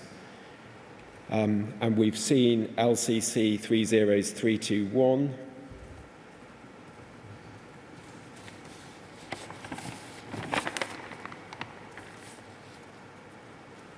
Ms. Lewis's assessment towards the bottom of this page, I think it's the penultimate paragraph, but if we have the text, there's been concerns in relation to AR's extreme thoughts around what's going on in the world and politics which could put AR at risk of being involved in left-wing extremist behaviours, and his thoughts being said in the wrong environment may make him vulnerable. And LCC 30402,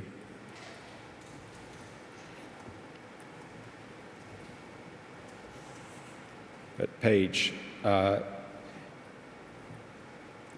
LCC 30401.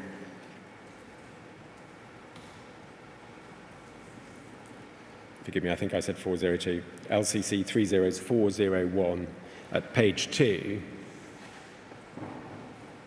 in the supervision form. We can see Ms. Barrett and Ms. Lewis reflecting that AR has a referral to prevent going from school due to his extreme views. This needs to be followed up as the outcome is yet unknown, and AR remains at risk of becoming groomed by extremist groups. So those are all indications after that conversation. And the outcome of asking about that seems to be that although they thought at that time that the Prevent referral was open, they then learnt that it had been closed. But against that background, they don't seem to have understood that in fact it had been closed months earlier in May 2021. That there doesn't seem to have been any advice taken from LCC's Prevent lead, and ultimately this information was never passed to Prevent or even to the local police. Would you agree that that's concerning? If that's correct, that's concerning, but we're talking about several Prevent referrals, aren't we, over a period of time? Well, 3 had been made, but the third had long since been closed by this time. This is October 21, and the third had been closed in May. So this is after that, a discussion in which AR had raised the Taliban and effectively said that it was unfair because the Taliban were criticised in a way that the American government weren't. Now, that's not pro-Western view. It may not be directly supporting the Taliban, but it's a matter of concern for somebody who has AR's background. Would you agree? Yeah. That plainly should have been passed to Prevent. Okay. Yeah, I agree with that. Do you know why that wasn't done? I don't know. I had an understanding that the third Prevent referral was around this time, around No, it had been closed. November. No. Okay. And in terms of not having an internal risk assessment process, perhaps for risk to others, and perhaps relying on other specialist agencies can only act if the CFW pass on the relevant information. That's a fair comment, yeah. This was a discussion in October at which only the family and CFW workers were present. Okay. That was a significant failure, would you agree? Yep. Thank you.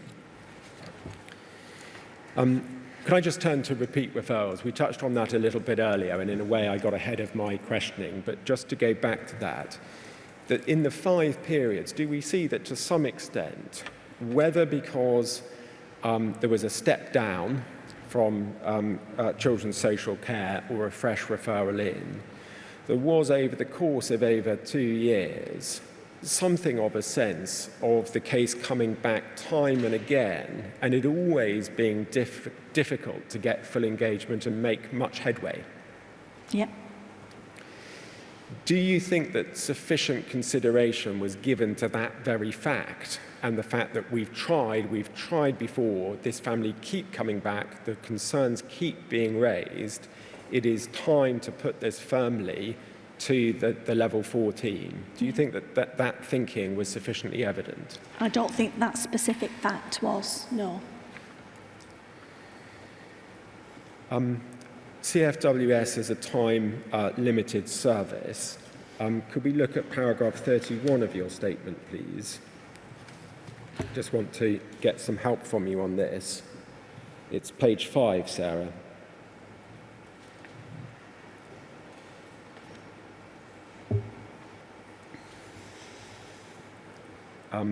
So bottom of the page, you explained that back in 2019 our service was time limited to an extent, and that changed in the reconstruction in 2021.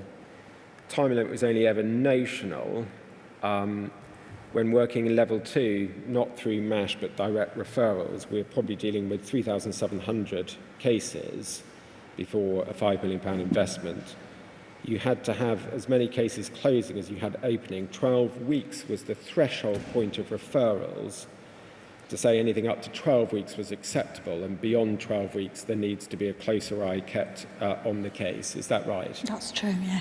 So that's what you help us, but that's what we would have expected to see up until 2021, but not thereafter. Yeah. Just the volumes that are pointed to in that statement really were the presiding factor. And, you know, just to stress that there was no cut-off on the basis of time. That would never have been applied in that way. It was a kind of a management overlay that sort of said once something's progressed beyond about 12 weeks, we just need to make sure that we're keeping an eye on it, that the case is progressing, that it is continuing positively, that there isn't any unnecessary drift that we need to address. I follow. And although there wouldn't be a nominal cut-off at 12 weeks, would it follow that if the case was difficult and was thought not to be going anywhere, whether because consent wasn't forthcoming or the support wasn't really getting anywhere, that there would be pressure to close? I don't think so, no. I don't think pressure to close. And if you use the third time that we worked with the family as an example of that, we were working with them for 20 weeks in that instance. After the 2021 rearrangement, what was the position there? You go on to say that this was to prevent drift as there was pressure to close as many cases were coming in. Now that we're working at the complicated area of the spectrum, the average time an episode is open is 21.3. So you seem to slightly jump from the pre-21 position to the position now. That is the case. What would have been the position in 21 to 23 in terms of time limits or time-limited service and periods of weeks? Yeah, not that we're operating any time limits, that position about the length of time that you work with a family is open to the consideration as to whenever you reach the point where the needs that you've identified that you're working on have been sufficiently met. So it's not governed by a time limit in that same sense. We'll look at some examples where that language was used in a moment. But paragraph 32, there is not a culture, over the page please Sarah, there is not a culture to try to close cases as such, but circumstances are relevant as to trying to manage demand. And then you said this is not targeted, risky or complicated work. What did you mean by that? Because that is what early help is meant to be, not risky or difficult work in that sense. That is the definition of early help. But don't we see in relation to AR, certainly when he was being dealt with, not as the statutory service in section 47 terms, but at level 3, as he sometimes was, that it was certainly complicated work, dealing with, amongst other risks, a risk of harm to others. Yeah, that is more the case now, post the 2021 changes. So post-2021, you could be dealing with, and you were dealing with in AR's case, a risky and complicated case. Yeah.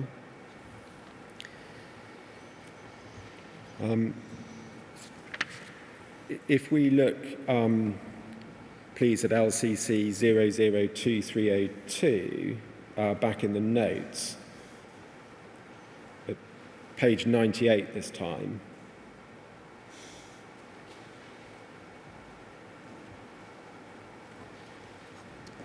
This is March 2022. It's the second entry, please.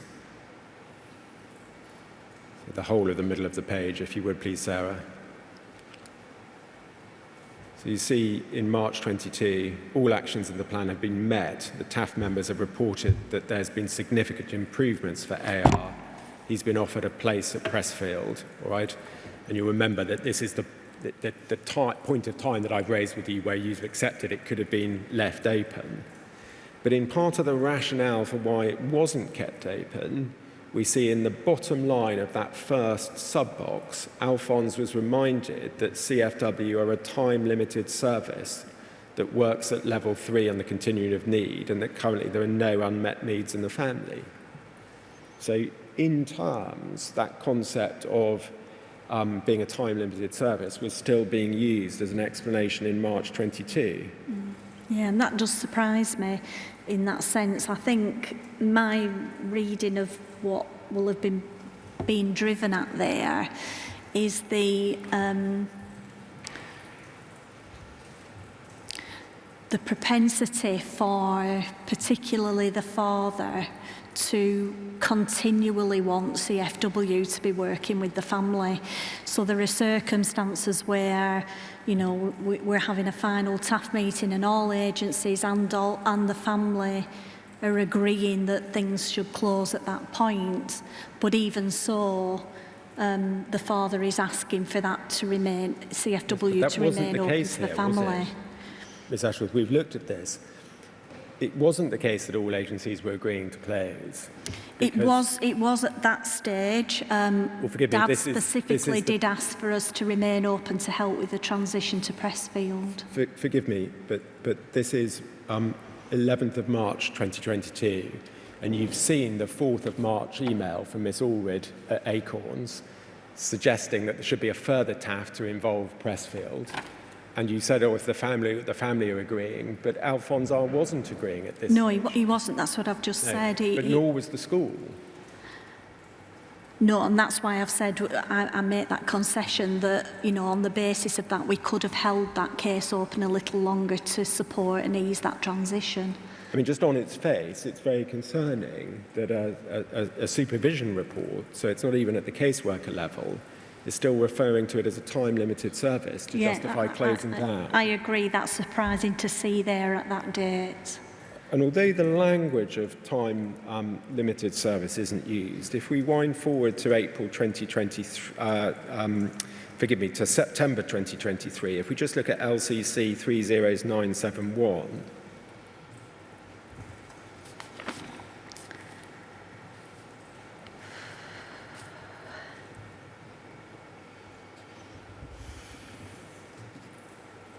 this is coming from Della Heaton to the team, I think, and understandably giving motivation to the team. 80% of new families had visits within a very short period of time.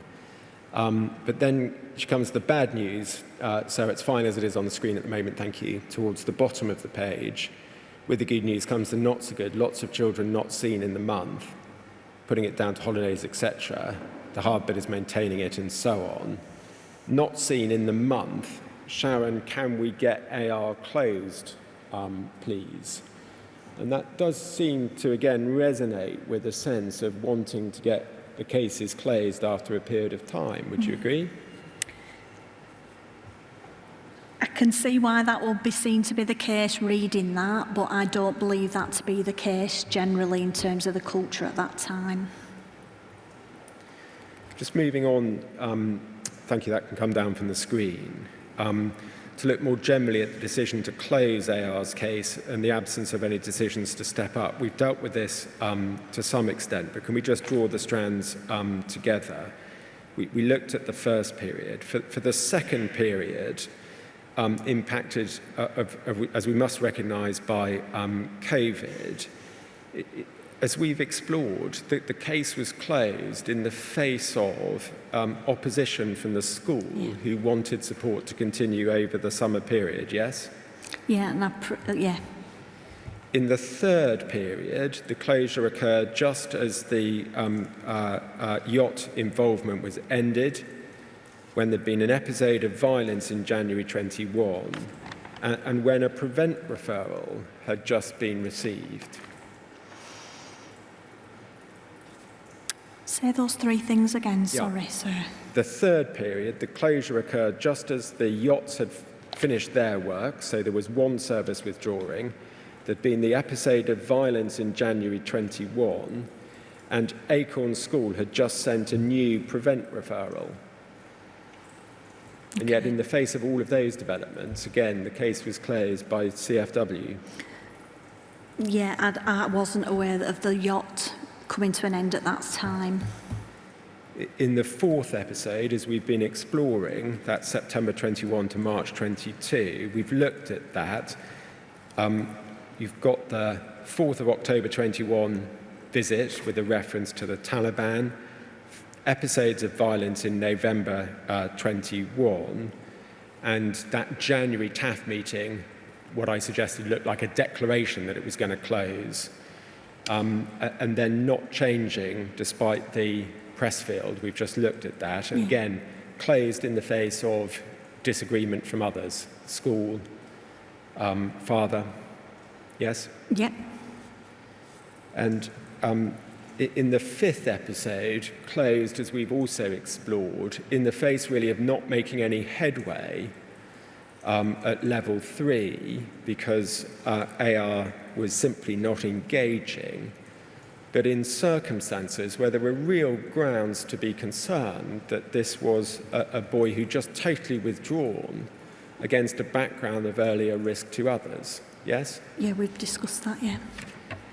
That whole pattern surely suggests that there was an inappropriate approach being taken to the closure of cases by the CFW. Would you agree?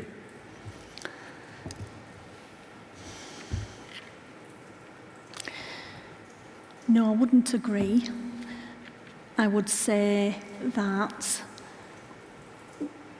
where closures were being made, they were being made on the basis of whether or not we'd arrived at a position where either we could do no more or we'd done what we could do. And I can see that threaded throughout. However, I do accept there are some circumstances, and you've just pointed them out, and we've talked about them already, where we might have considered having family discussions or considered step up as an outcome rather than a closure. Thank you. You've set out in your statement very helpfully and in detail, both in your first statement and your second statement, a number of improvements. That stands as part of your evidence. I'm not going to go through it now.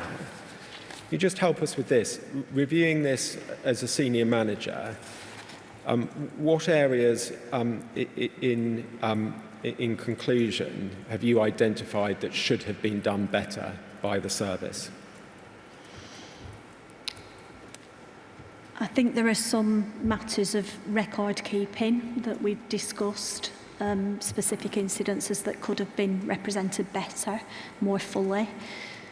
And I think there are those circumstances, again, that we've already discussed where at the outcome of a period, an episode of working with the family where we've closed a case, we might have considered a conversation about step up and the risks at that time. I think they're the principal ones.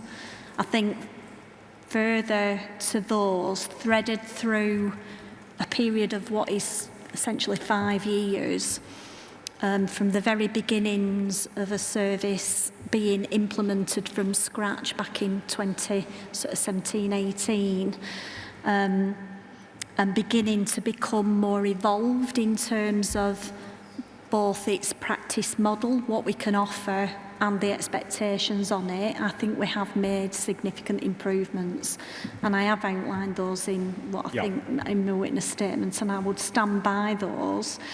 in saying that I do believe that early help does make a significant difference to a large number of children and their families. But should we add to those reflections a lack of focus on the risk to others? And that's been acknowledged already. And not listening enough to the concerns of other agencies in a fully multidisciplinary way? And again, in those specific instances, I have acknowledged that. And one significant event of failing to pass relevant information on to prevent. Okay, yep. Yes. Thank you. Is there anything else that you would like to add? I don't think so. I'm just going to look to my left.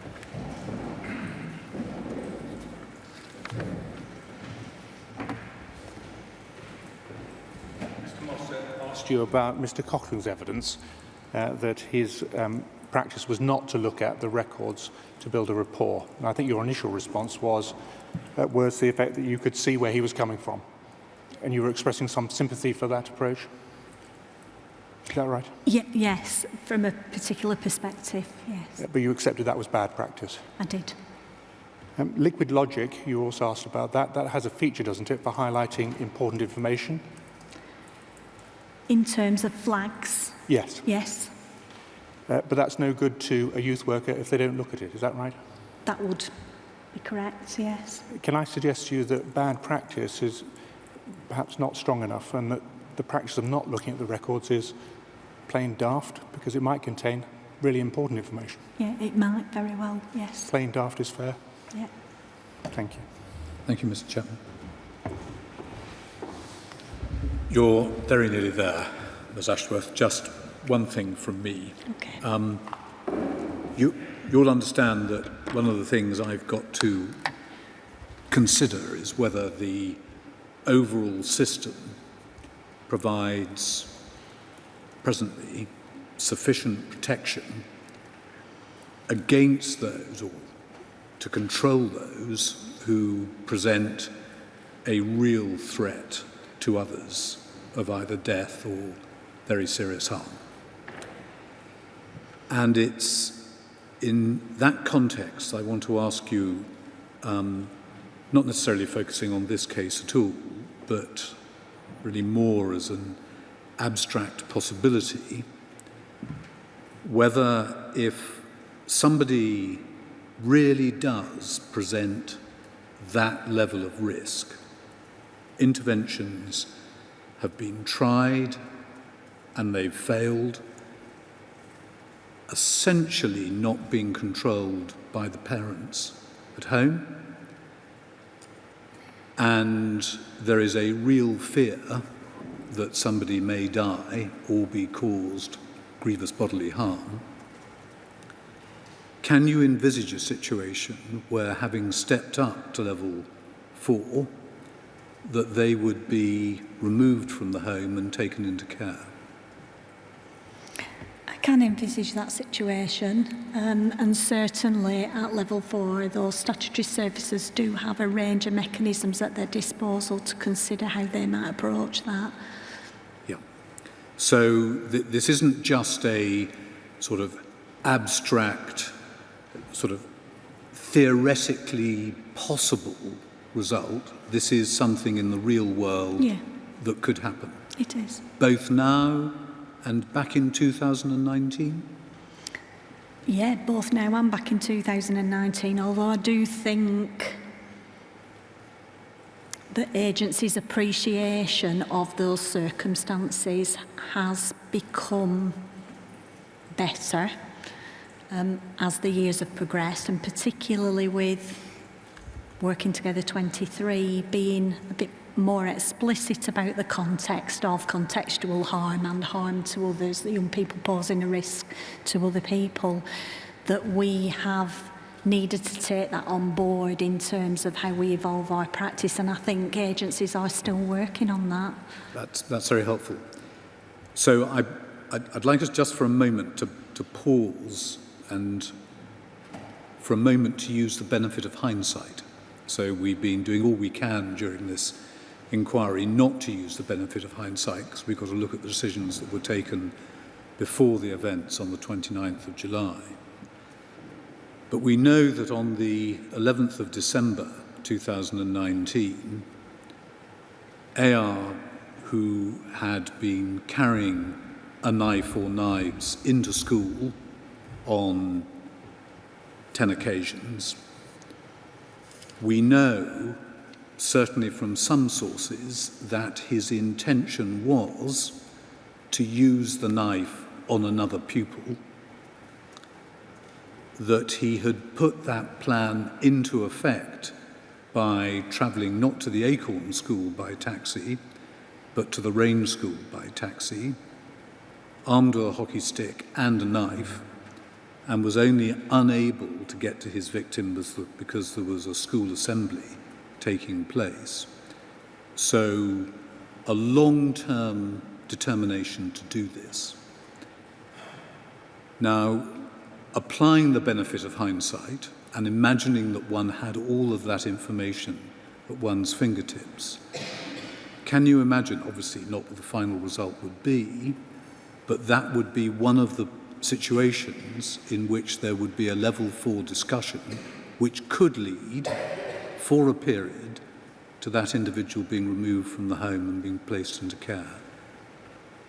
I could imagine that. Thank you very much for coming. I'm sorry we didn't reach your evidence last week, and I hope that hasn't caused inconvenience. It's okay. You're now free to go. Thank you. Just before the witnesses discharge, friend Mr. Weatherby raises one matter, and I wonder if through you, I may just ask Mr. Ashwell, would it be possible for you or somebody else just to check the position in relation to those markers that come up of key risk indicators, to check whether risk to others is indeed one of them? I think you indicated you think it was, but could you take that away and just make sure that somebody provides the inquiry with... We absolutely can, and I think I understand during our short break that actually some information might have been provided to verify that it's come in already. I'm very grateful. Thank you. Thank you. Thank you very much indeed. Thank you. You're free to go. Might we say 140? We certainly might. 140.